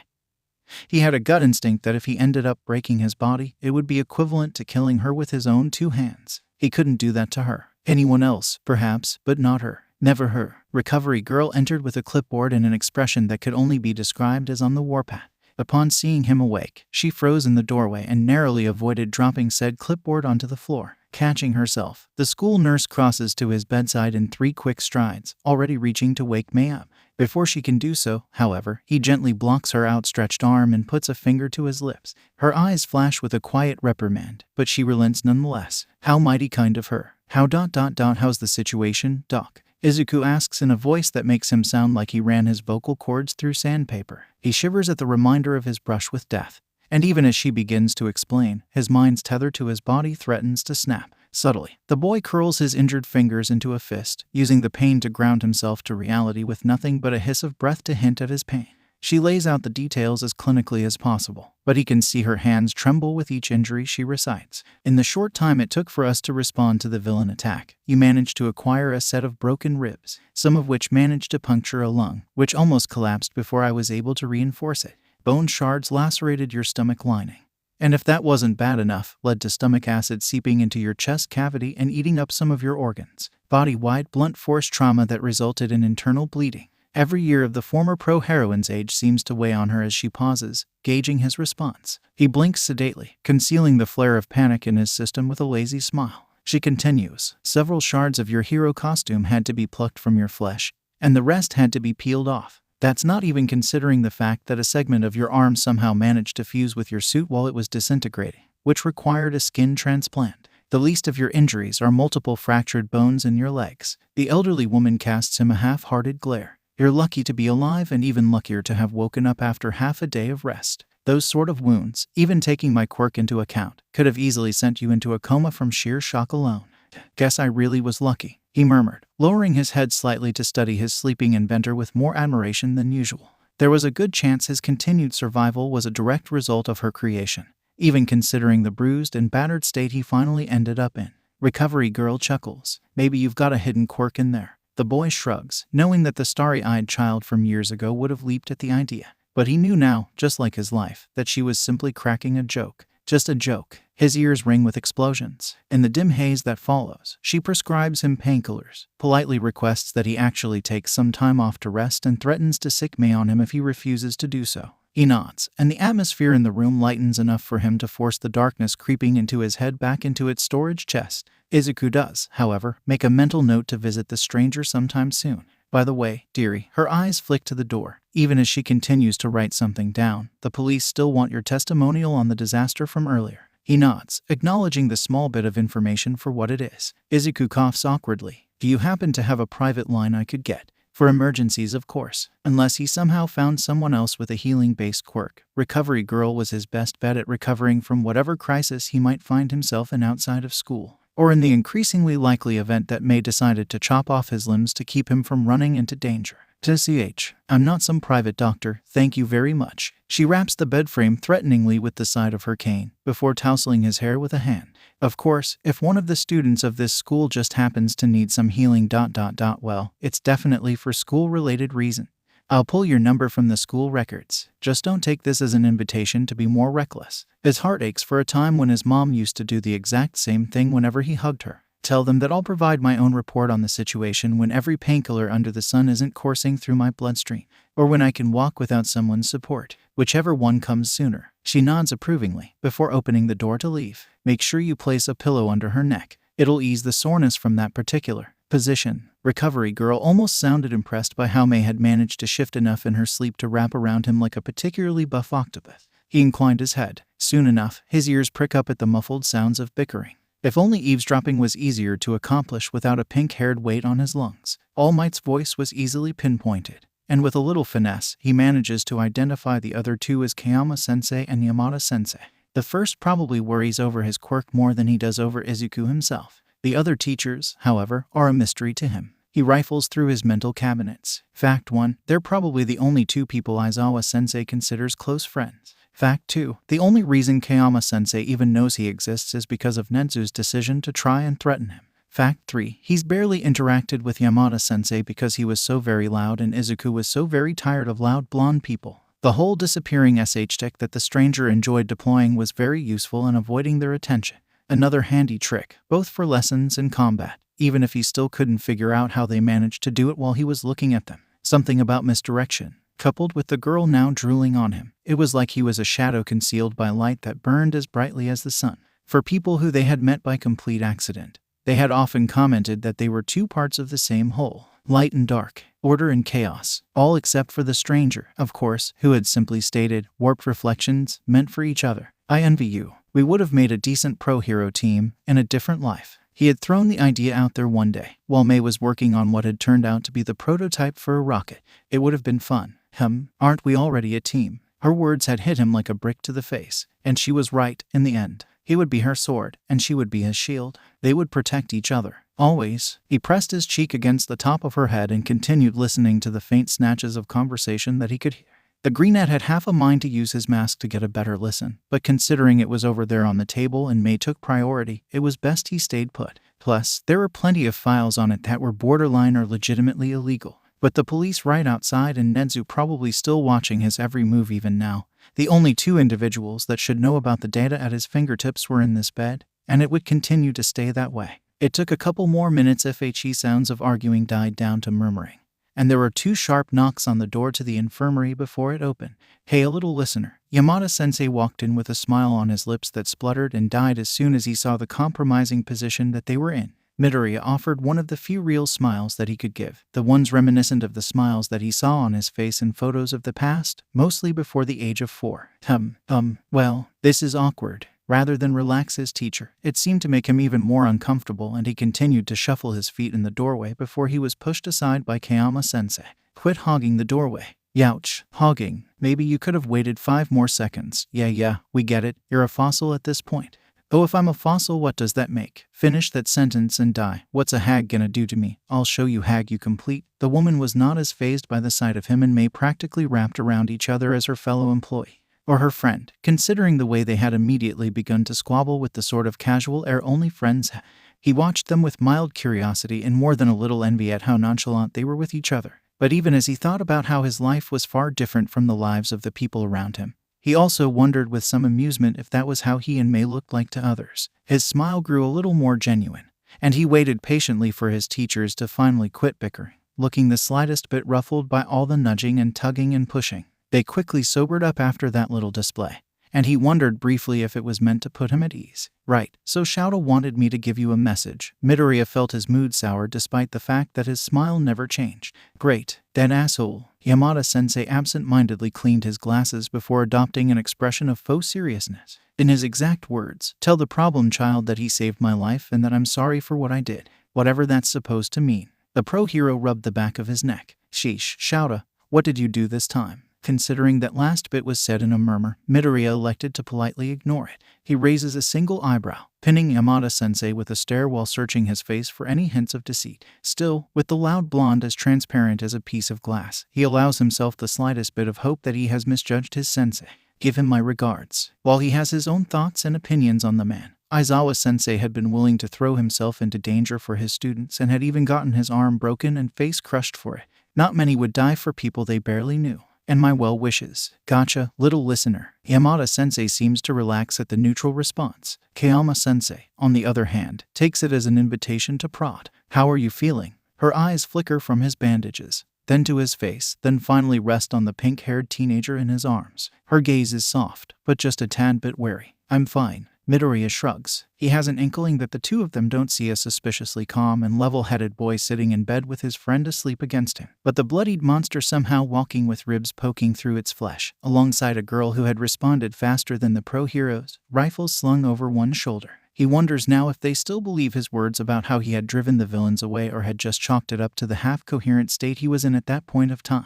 Probably the first, considering there was at least one witness to the things he had done, and the fact that he had left his knife in the head of the 𝗵𝗲, if it was still there, would have cemented his retelling of events. Right, let's cut to the chase. He held out his hands, palms facing up. Are you two here to ensure my compliance? Cause I'll come willingly, if that's the case. Midoriya's smile was met with two identical bewildered stares. Of course not. Divided by why would you think that? Best to humor them until he has enough time to dig for their intentions, and place a buffer between himself and the rat. Why wouldn't I? He ticks the points off on one hand just to watch their reactions. I electrocuted the villains in the shipwreck zone, which could have very easily killed them. I cut up Shigaraki's hand when I was fighting him, buried my knife in the 𝗵𝗃 brain even without knowing that it could survive that. Plus, there was the fact that I ended up killing it in the end, even if it was in self-defense. One of those things could have sent me straight to jail. The whole list. Midoriya barked out a laugh. Hell, I might even end up in Tartarus now. Although this whole situation was just another card to play. Only a few people knew what had truly happened in the USJ. And the number had just doubled when he finished confessing his sins. This way, at least, it would be impossible to manipulate the portrayal of events against him. 𝗵𝗃 laughed awkwardly. It's a little bit of a mess, I'll admit that much. But considering you're a minor and were actively fighting villains who explicitly stated that they were there to kill you ... well, any court trying to convict you would probably get lynched by the public. He knows that it's an excuse that won't exactly hold up to scrutiny, especially if Nezu was so determined to get him on a leash. And they could easily trial him without revealing it to the public to solve that particular issue, although that had given him several ideas. Some that would most likely come into play in the next couple of days. How fun. In any case, he trails off with a frown. Thanks for caring enough to come. You're our student, Midoriya-kun. 𝗵𝗃 smiles. Why wouldn't we show up? What, were we your only visitors? Yamada-sensei laughed, before the sound abruptly died. No, seriously, the mood sputters and dies. And with ease, he takes the opportunity for what it is to start building his own little squad against UA. Well, play on their sympathies. Mention the mom that never came. My dad works overseas, and I haven't heard from him in years. My mom, I don't think she even bothered to call. I'm sure she's busy. He averted his eyes. She's got a lot on her shoulders, with her job and all that. Act unaffected by it. Well, you truly are unaffected, but that was because you were damaged a long time ago. I can handle myself. And if I can't, I've got me. The adults exchanged looks of horror intermixed with pity, and after some awkward silence, made their exit. Yikes, I wouldn't mind if you visited again later. He called out a parting joke with a barely concealed smirk before returning to his new job as May's pillow. It's rather comfortable actually. He closed his eyes and tried to fall asleep, knowing that once he was out of this bed and on his feet, it would be back to fighting against the world. But despite his best efforts, his mind was already up and running since it had been jump-started by Recovery Girl's warning. Sighing to himself, he suppressed the urge to grab his mask and hide himself from the world. Just like how he had gotten attached to May, the mask was now something comforting. It concealed him, aided him, and most of all, it represented him. Or at least the image he had of himself. May would kill him if she figured out the detail he put into the sketch of the mask she had used as reference was because of the minutes, hours, days he had spent watching the monster in the mirror. She didn't particularly enjoy his self-deprecation. May stirred briefly, and he froze until she stopped shifting around before slowly relaxing. He looked at the clock and noted that he would probably be staying here overnight. Izuku would give May another hour of sleep before he forced her to go home. It wasn't fair that he had dragged her into this just due to their relationship. She had already sacrificed part of her school day launching herself via makeshift ballista into the USJ in order to put a bullet through Shigaraki's neck. For that, she might as well have signed away her life as a target of the League of Villains because she was the one who had almost killed their leader. He wisely ignored how that applied to him as well. Izuku didn't exactly count. Getting into UA meant that his life was forfeit to the system. It didn't exactly matter to him that his hands were now stained, that he had used a weapon in order to cripple and kill because he had been expecting to have to do something like that in the name of duty and justice. Not everyone could be another All Might, and as much as the power of his gifted quirk was intoxicating and so much more than he could have ever imagined, he was still breaking his body with every moment he used it.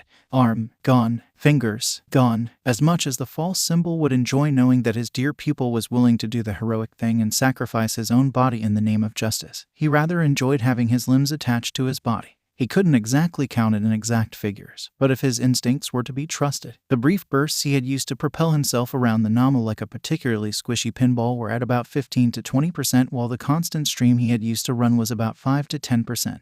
In theory, that meant he could flood himself with 10% power, and if he could figure some way to keep the surge constant while getting hit and dishing out hits, it would make future fights a lot easier. While it still irked him to rely on a quirk so much when he had done just fine without one, Izuku knew that he was fighting on unequal footing.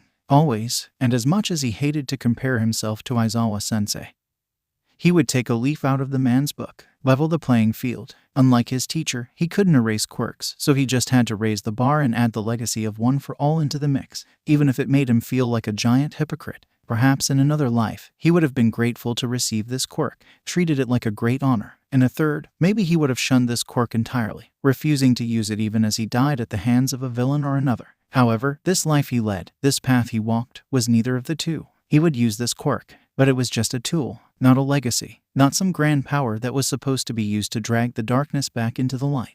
Just like his weapons, his mask, and anything else that he wielded in battle, it was a means to an end. He briefly mused over whether he would have fallen into the darkness if he hadn't met Mei, using the quirk he had gotten to snuff out the light instead of drowning out the darkness. Izuku almost snickered at how ironic that would have been. A villain with the quirk that made the #1 hero who he was. But he was not a monster. Well, he was a monster, but not that kind of monster. Not like 𝗧𝗫𝗍𝗄, who clawed and screamed at the world around him because of some trauma that no one but he knew. Even despite everything, the Greenette refused to be part of the problem. Instead, Izuku would stand between the darkness and the light. He would use everything he had learned from the shattered parts of himself coupled together with the things the people around him had given him to fight furiously. Still, despite his lofty goals, he was most likely going to be accused of murder. Maybe Nezu would cook up some charge that ended with him as one of the lapdogs of heroism. He smiled to himself, and for the third time, he resisted the urge to slip on his mask. They would attempt to make him kneel, beg for mercy and plead for salvation.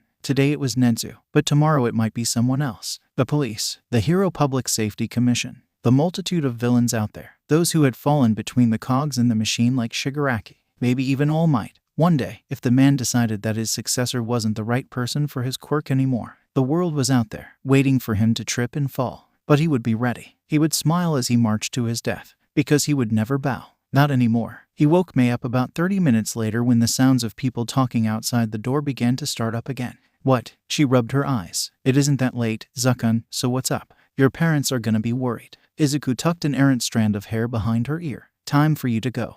Boo. He caught a brief glimpse of sadness and something that regular people would call pity, but Mei doesn't do pity, more so with him. If she pitied him because of the things that had happened to him, or the circumstances that surrounded his life, they would have remained acquaintances rather than friends. The concept of pity didn't exist to the one person in his life that just kept running forward, because the idea of pity came from a place of superiority, and she never looked down on others. Mei knew the truth that people were not born equal, and for some reason he still couldn't figure out. She took that in stride and made sure to treat everyone with the same brand of 𝗧𝗵𝗲 energy, no matter what they called her. I'll be fine. He tries for a smile. I mean, I can just go back to bed. Really? She casts him a suspicious side eye. Somehow, I doubt that. They spend the next few minutes quietly bickering, but Recovery Girl's appearance was enough to tip the scales in his favor. In a quick turn of events that had him wishing he could take notes, the nurse somehow managed to pull off the "I'm not mad, just disappointed" speech and nudge Mei into leaving, albeit reluctantly. He made an effort to stand up to properly send her off, but Mei pushed him back into bed before wrapping him in an extra long hug. Internally, Izuku's grateful that Recovery Girl had the decency to look away as he returned the embrace, closing his eyes to savor the moment. See you tomorrow, 𝗧𝗵𝗲. See you. The nurse looks at the door as it closes behind his friend, several emotions flickering across her face before she turns to him. Yaga's looking for you. Said it was important. Not important enough for me to encourage it. Of course goes unsaid as she checks his vitals and IV drip. He allowed himself a brief moment to place the name. Then a brief moment of surprise over the fact that she even knew that name, before his mind helpfully made the logic leap that an injury as serious as the one All Might struggled with would have been explained to all the teachers, especially the one responsible for the health and well-being of those in UA. He has a funny feeling that he wants to check if his successor is intact, but doesn't say that out loud. The fact that she hadn't allowed the #1 hero to visit him but let 2 other teachers do so spoke volumes. Thanks. She smiled and inclined her head, but said nothing as she fiddled with the machines next to his bed. He once again contemplates whether it was really worth it lying here in bed, under the watchful eyes of those around him and the many, many cameras, adjusting the pillow under his head. Izuku starts sorting through the information he had gathered from the USJ incident to keep himself busy. He muttered a good night when she finished whatever diagnostic checks she was working on and left the room, the gears in his head already turning. When the echo of her footsteps stopped reaching his ears, he finally succumbed to the urge of picking up his mask, slipping it on and listening to the clicking of the device unfolding. He quickly ensured that nothing was attempting to hack into the software before pulling the files Mei somehow uploaded between the span of time she had left and him picking up the mask, along with a little digital heart. Cute. Interviews with each and every member of his class. A testimony from Aizawa-sensei himself. An autopsy report on the remains of the 𝗵𝗲 he killed. Slowly, as the gears in his head continue to spin, he starts to put together the pieces of the puzzle. He places down an image of 𝗧𝗫𝗍𝗄, creepy severed hands and all. Each one shows signs of once coming from a living person, almost perfectly preserved, and the discoloration indicated chemical means rather than the usage of a quirk, positioned in locations across his body, locations that nag at him until he stops to think about it. A little time spent stewing in the depths of his brain gave him a page from a document about psychology. Each hand was placed in a position where a parent would place their hand in order to comfort their child, all except for the one on his face, which Shigaraki called father. If that was really the hand of his father, that was both disgusting and saddening at the same time. Perhaps an accident that left him with only a single appendage to remember his father. Shigaraki Tamura was obviously an alias. Thus, one must question who he originally was then. A quirk so unique would stick out like a sore thumb in the quirk registry, but May was already risking a lot pulling files from the police servers. If they tried to extract more records, they were practically begging for Nezu to pick up on the illegal things they were doing. On that note, his mindset was that of a person who never grew up. Despite the intelligence he possessed, he clearly wasn't in the right state of mind to plan out an attack at USJ and organize all those villains to come along with him. His plan was to literally fight All Might with an All Might killer. A simple, if A, then B sort of strategy. 𝗧𝗪𝗢𝗎 was probably the brains of the operation then. A teleportation quirk that allowed him to create portals of multiple sizes. According to Shigaraki, he was their exit strategy, responsible for scattering the students of Class 1A and disabling 13 with his own quirk. Also intelligent, in charge of Shigaraki, maybe a handler, another alias, with his quirk masking whatever physical body he may or may not have, further protected by that iron chestplate. How were the two of them connected? Shigaraki clearly had no respect for the other villain, having threatened to kill him. So 𝗧𝗪𝗢𝗎 wasn't the person who had picked him up after whatever misfortune had befallen the man-child. That indicated a third party, powerful enough to earn the loyalty of a man with a warp quirk, one that would be prized by anyone and everyone, and persuasive enough to manipulate an unstable man into doing what they want. Unsettling. Finally, the 𝗵𝗃 appeared to possess multiple quirks, or one that was outrageously all-rounded. Looked more like an experiment than anything else, with purple skin, an exposed brain and dead eyes. To be considered a match for All Might, it would indicate that the strength and speed had to be on par with the man himself, or at least enough so that it would be fair game. Regeneration to take care of any injuries from those devastating punches. But considering All Might could change the weather with nothing but one punch, and that the regeneration hadn't been enough to regrow a head, some form of shock or blunt force absorption had also been thrown into the mix. That made for at least 4 quirks, maybe even more if you considered how bird-like the 𝗵𝗃 looked. Conclusion: someone who could create or give quirks. Rumors of such a person were written throughout history. The king of the underworld, a boogeyman who could give and take quirks, stories that came from the first day. A myth, but Midoriya knew that all myths held a grain of truth. All Might was the most recent in a long line of people with a quirk that he said stockpiled power. And yet, there were no reports of people with startling similar quirks over the years. The fact that passing down a legacy that just got stronger never quite made the news indicated that each predecessor had failed. A villain destroyed half of the #1 hero's respiratory organs in a fight, but it never appeared on the news. Next conclusion: a fated battle between justice and evil. In order to fight a quirk as powerful as One for All wielded at 100%, one would need to have a quirk just as powerful. That was bad news. It meant that the title of All Might's successor wasn't just a title, or a promise to be the next symbol of peace. It meant that he had signed up to be the next person to face whoever this mysterious person was, when everyone else had failed. Considering the damage done to All Might, the previous holders had most certainly died. He clenched his fists and did his best not to scream into the darkness. No conclusion: All Might was looking for a sacrifice to take his place, someone to continue the legacy. He, a teenager, was supposed to fight a man who had decimated the most powerful hero in the world.